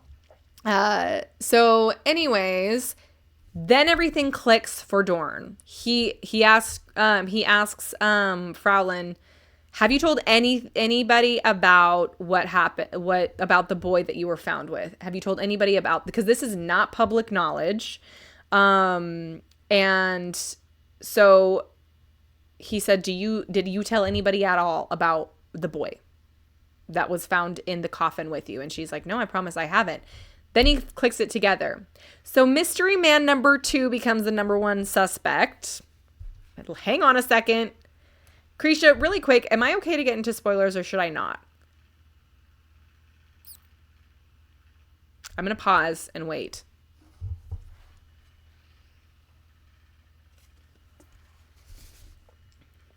Yes, you can spoil. Okay, cool. Let me finish my coffee. Cold but delicious. Okay. So Dorn goes to visit the mystery man number 2, golden curls, blue eyes. You can't talk about this book without talking about the ending. Right. I know. Okay. So he goes to the hospital. This guy claims to still have amnesia, and Dorn shows up to the hospital, and let me pull this bad boy up. Let me pull up the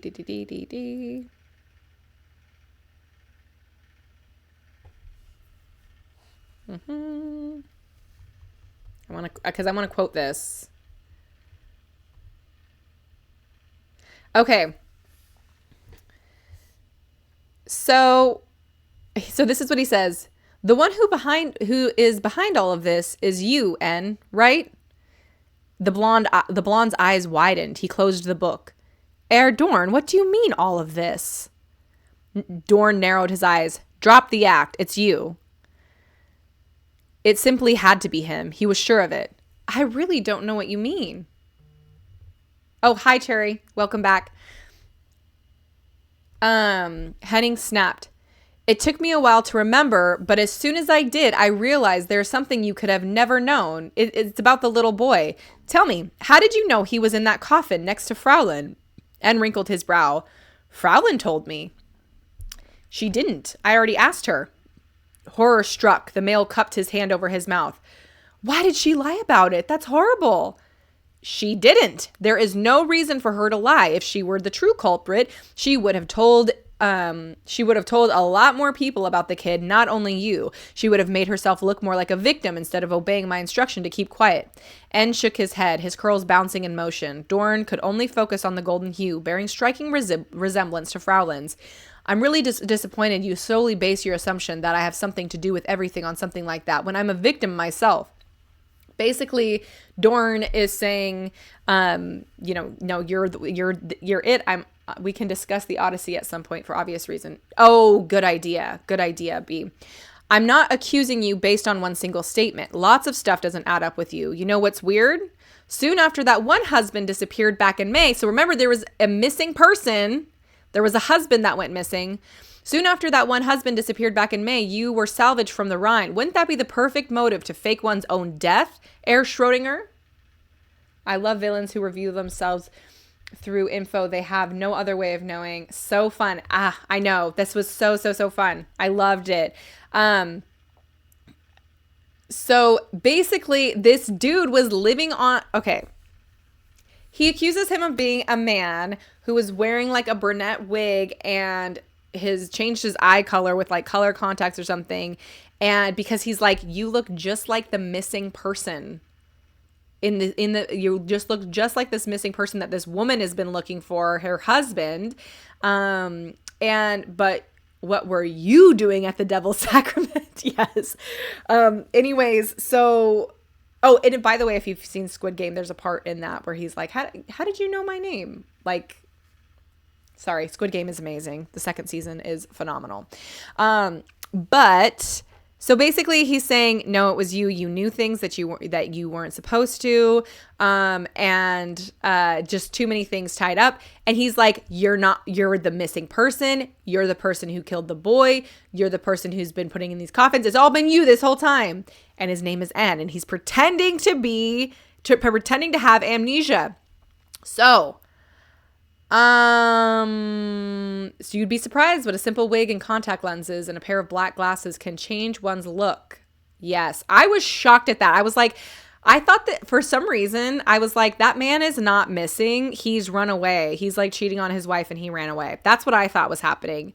So anyways, then everything goes crazy and N pretends to have a mental breakdown. Basically, he drops the facade and is like, yeah, it was me all along. Superman disguise. I guess there's no use in pretending anymore. The cat's out of the bag, but I had my fun. Not only this, he's also the dude that killed poor Dorn's sister 9 years ago. Dorn put all of this together. So this is where he is a good detective. He's very, very intelligent, very smart. But anyways, that was insane. Huge twist.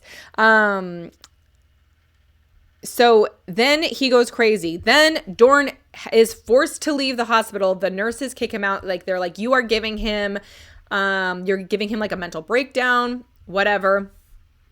So he's the one who attacked him. He was trying to frame Fraulein for all of this stuff, apparently. He's the one who tipped off Gessler to look into the case. And he had like all of these different, N's been like being like a puppeteer behind the scenes, messing with all this stuff.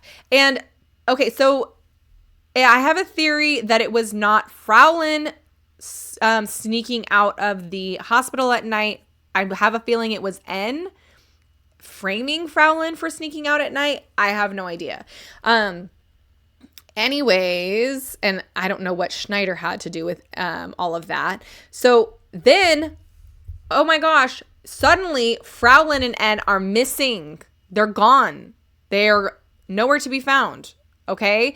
And so now Dorn has to go find them. Then he finds them. And here's the crazy part. And then they take Gessler with them. It turns out that Fraulein and N are actually nixies, or like mermaids, and not like the fun kind. They're like they eat human flesh, drown people, sing people to their doom type of nixies. So that was another huge one. And it's like you get kind of like hints that like there's like a mutation and she was buried underwater. What's that about? but there's like no other hint that there's something supernatural going on. Like she has a beautiful voice. Like they both are kind of like, Schneider saw N with a wig on at night. I didn't make that particularly clear. Gotta edit that. I love him and his wigs, man. He's got like a whole collection. Where's he getting the wigs in the hospital? He must be hiding them somewhere.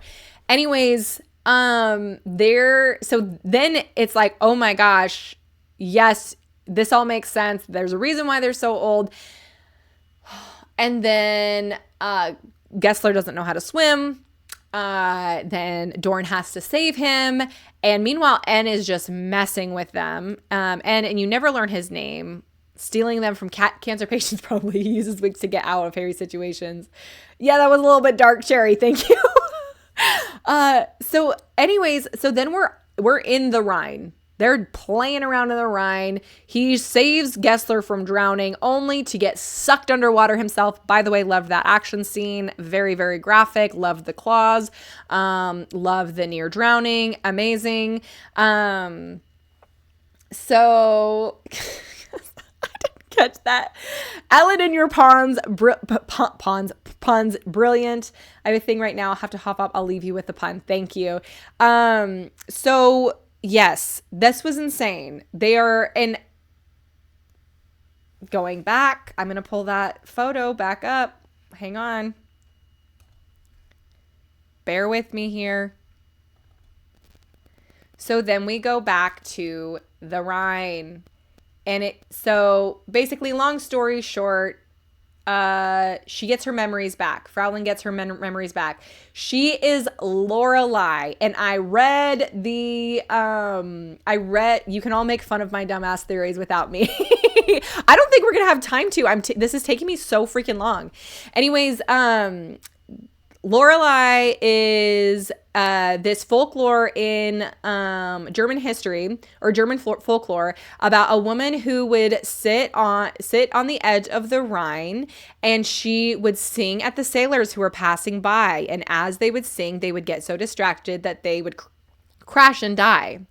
And so there's a bunch of different stories, and basically one of the folklore stories was that she fell in love with one of the sailors that she, instead of making them crash and die, she fell in love with one of the sailors, and, he fell in love with her, but there was another woman involved, and and the other woman either stole him or something from her, or she got so jealous that she killed. The story varies based on who you ask on that, but basically there's another woman involved and people die and it's a whole thing. So we find out that our mystery woman is this epic celebrity Nixie Lorelei, and she's the one she's the one that the German folklore is based off of, which is so incredible and amazing.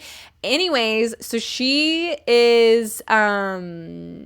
saves them, of course, and then she tells her story from her POV, basically of how this all happened 100 years ago. So what happened is she fell in love with Reuven. She was gonna drown him and kill him, as Nixies do apparently, and then he just like is dead inside and doesn't even like try to not drown, and she falls in love with him being a masochist, I guess. And then she just like she's just like, she doesn't kill him, which is very weird for her. She likes to kill and play with humans, like a little cat playing with a toy. Yeah, she's got a thing for the sad boys, but her little sister does sings a song and gets him entranced and steals him from her. Her sister, she calls her sister. They're not blood related. But she gets pregnant, with his kid, which is not allowed. And then she's stupid enough the kid gets sad wet beast. Stupid enough, basically, when the kid's 5 years old, the father Ryan gets his hands on the sister and kids, and basically Reuven thinks that it was Lorelei that entire time. Okay, so then the kid gets killed by the Nixies. the sister who was pretending to be Lorelai gets killed by the Nixies. And then Lorelai gets punished for not having already killed the kid and bringing Isla, I think her name is, to justice and bringing her back to the river.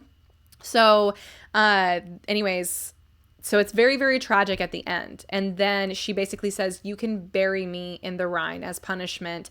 Just let me tell Reuven that his son died. And so basically she gets to say goodbye to Reuven. She says, I'm sorry, your son is dead. She's holding the baby, the dead kid in her hands when she does that. And then she says, also, it wasn't me that entire time. It was this other person pretending to be me. And he's like confused because he's like, am I in love with you? Am I in love with you, or am I in love with this other person that's been pretending to be you? Anyways, so then she gets trapped in that coffin. And then 90 years later, she gets pulled up. And then who is the first person she sees but Dorn, who looks exactly like Reuven. And it's sad, too, because she's like, I know when I saw him, the last time I saw him before he closed me in that coffin, I saw in his eyes that he was going to be a tyrant and he turns into a Nazi. And so it's sad that happened to him. But that's not going to happen to Dorn because the same exact thing happens at the end. She has to go back into I keep saying the ocean. It's the river. Sorry. He has to go back into the river to be exiled again. Otherwise, the people of the land will suffer, is basically what happens. So very sad ending, but you get all of the twists and turns. It is so interesting. It was very, very interesting. And I feel like I butchered that ending, but I was pressed for time. So as far as I feel like I've just been not doing great with these reviews as far as like having coherent flow in the way that I present the information, instead of just doing like a massive synopsis of what happens in the story. But I feel like I'm just giving you my thoughts as I'm telling the story. This was really, really good. My as far as like my concluding thoughts on the book, obviously very, very intriguing story. Very interesting. The twists were incredible, especially if you don't read the epilogue first. Even with reading the epilogue first, I thought it was so good. It's beautifully written. I did make my jokes, as always, a really awesome review and very helpful. Thank you so much. I do have, there are some, let me see if I can, I'm going to provide you with a quick example of something really quick that just made it a little bit harder to read. Among pieces of literature. Dun, dun, dun. I'm going to share it in the Discord and do that whole freaking thing again, which is just super, super annoying. Okay. Bear with me for a sec, guys. So there were a lot of sentences that I was like having trouble following because there was so much to the sentence. Hang on.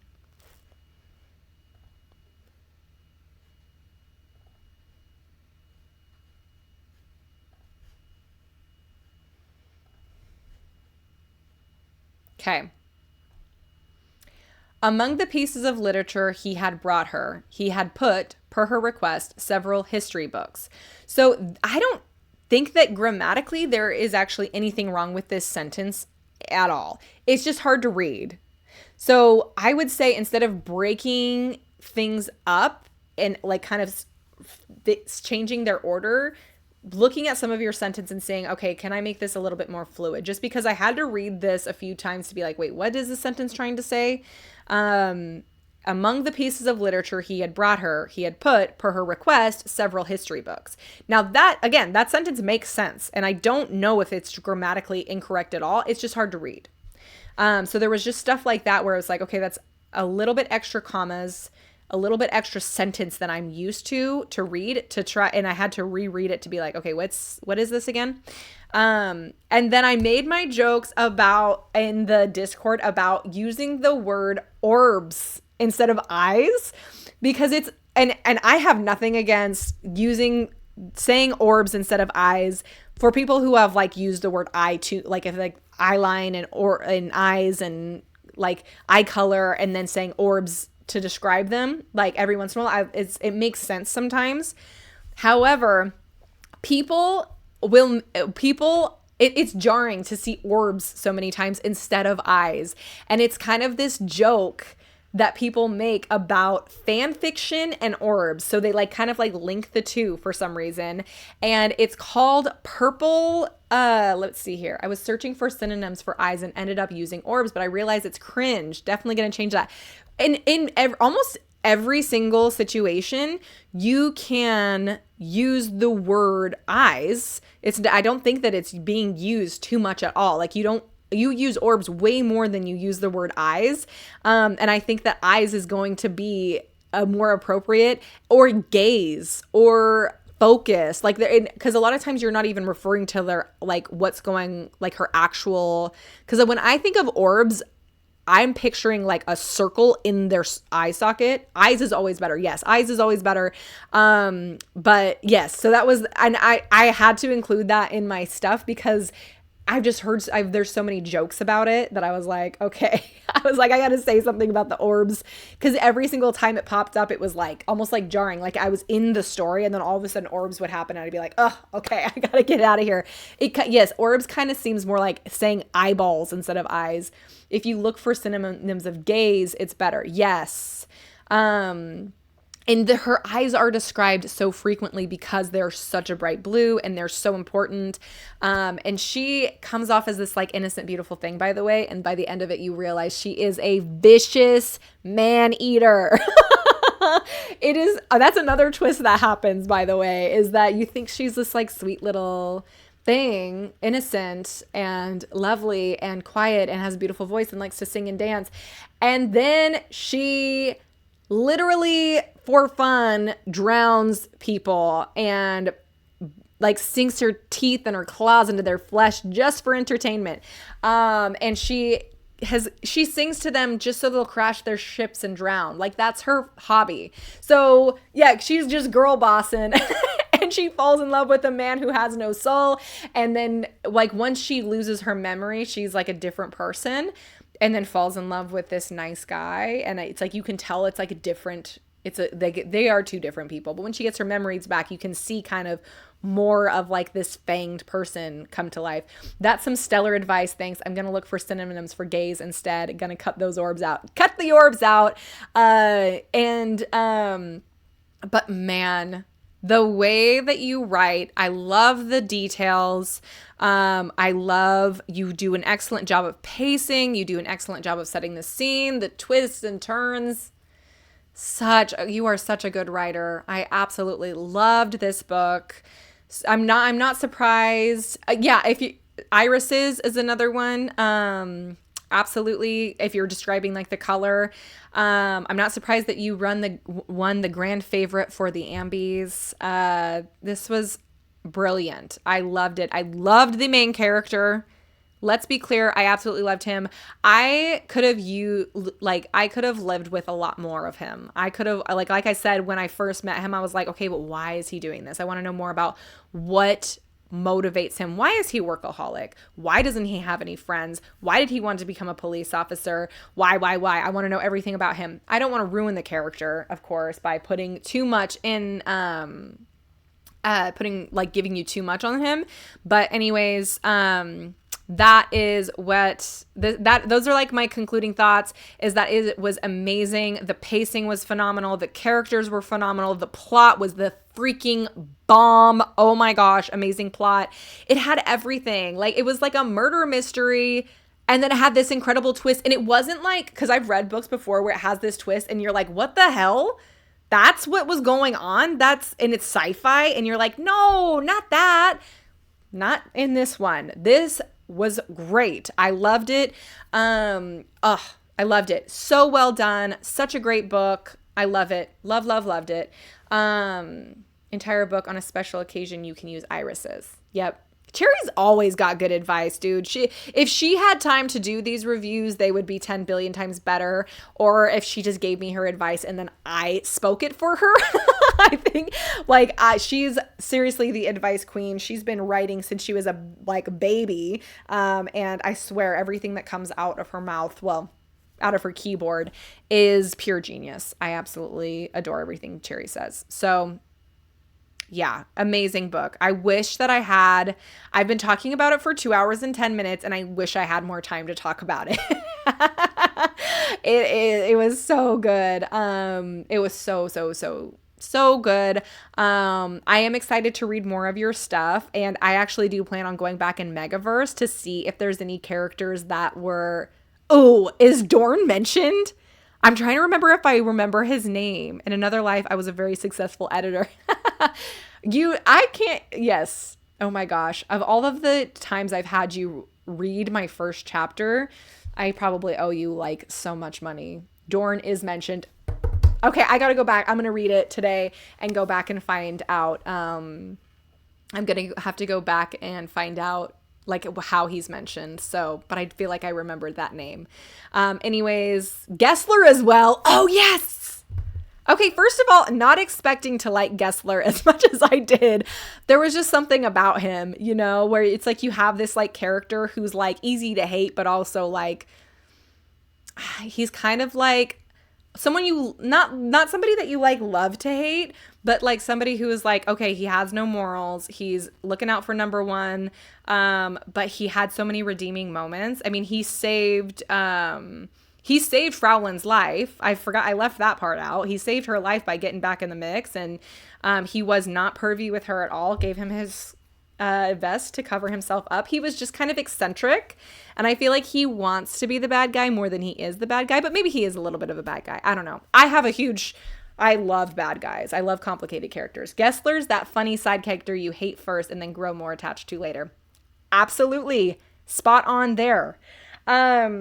Yes, thank you for letting me review your book. I absolutely adored it. And if you want me to review another one, you don't have to do it right away, but if you want me to, I would absolutely love to review another one of your books. I have actually other people who are requesting a second review. So I have Robert Steele, who wrote Route 66, wants another one. And then Lost Love Fairy from last week wants another one. I feel like there's another person who wants a second review. I'm so happy about it. Like, people are actually coming back for more, which is so great because I love doing these reviews and stuff. Speaking of, spread the word.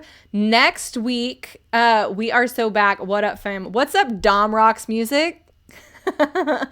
So next week I want to do, instead of reviewing a book, I want to do like a machine gun approach of reviewing a bunch of first impressions. So looking at the like doing what I kind of do at the beginning of every single review I do, where I do the title, cover, summary, and tags.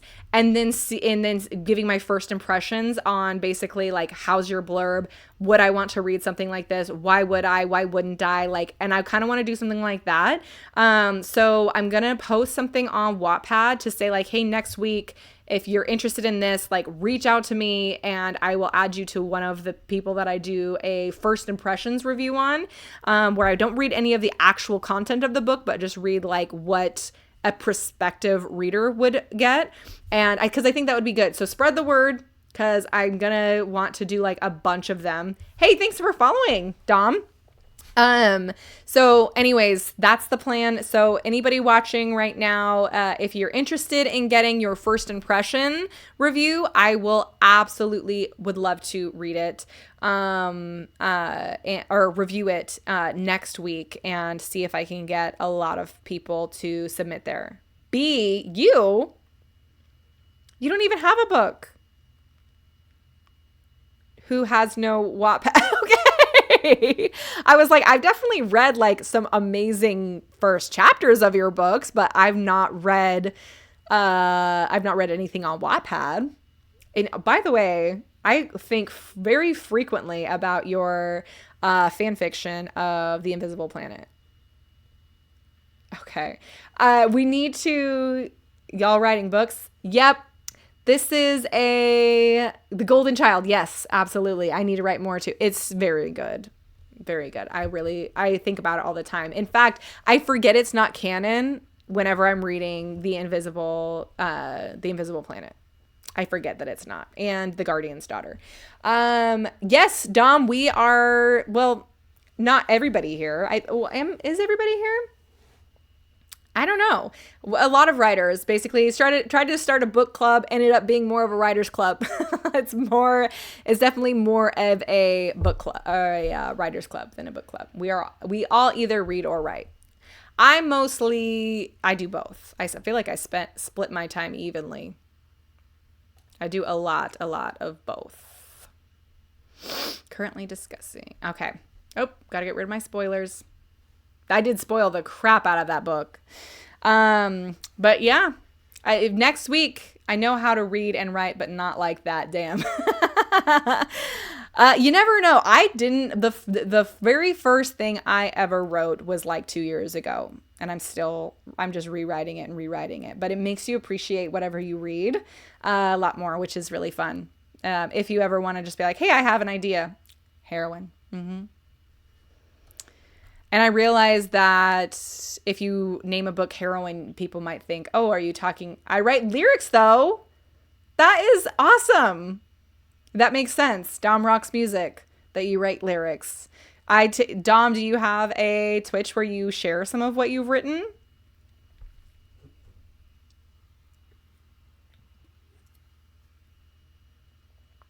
Yes, no? I hate that there's a delay. Well, if you do, I'll find it. I'll go check you out after this. After I go and pick up my kids from school. Not on Twitch, just the usual music platforms. Oh, okay. Cool. Well, you have to drop a link and we'll all check out your music. MILF. That's me.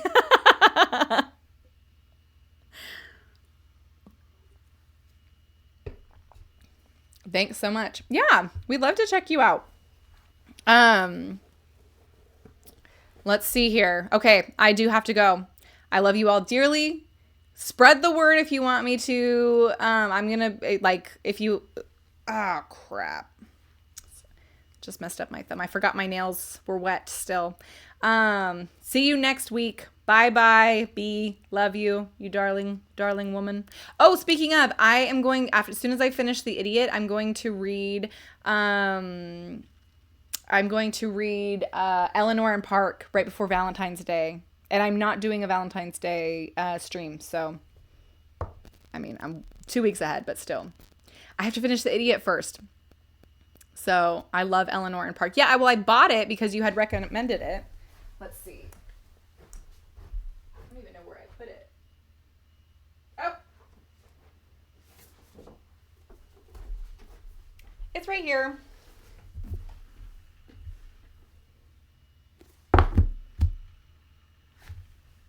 I love this skirt.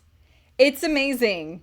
It's like, this is the skirt where I walked into work and that song, You're Just Too Good to Be True, was on. And the security guard was like, this is the perfect song for you when you walked in. And I was like, nobody's ever complimented me except for girls. Girls complimenting me constantly. I have to finish Crime and Punishment still. The translation for the audiobook sucks, so I'm just going to listen to the abridged one by Michael Sheen. Okay, if you don't like it, don't read it. I love it so much, but I'm not going to say that everybody on the planet is going to love it. And besides, Michael Sheen, brilliant. So great. Anyways, Eleanor and Park, amazing. Going to be really, really looking forward to it. Just because I think it's going to be really cute. And it'll be perfect for a Valentine's Day read. So I plan on reading it in the next 2 weeks. But I barely have started The Idiot because I got back into writing. So anyways, that's why I'm going to be reviewing something. The translation is just so wordy and seems like it narrates in circles. Are you doing it the week after V-Day? I might do it the Thursday before Valentine's Day instead. It depends on when I have time to read it. I don't really know. I've been kind of swamped lately since I picked up heroin again. The book, not the drug. So I've been completely behind on my reading. Okay, I really, really got to go. I love you dearly. Everybody have a wonderful weekend.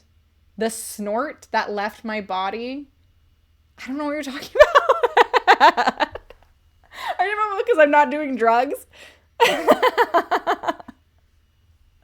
Okay, bye everybody.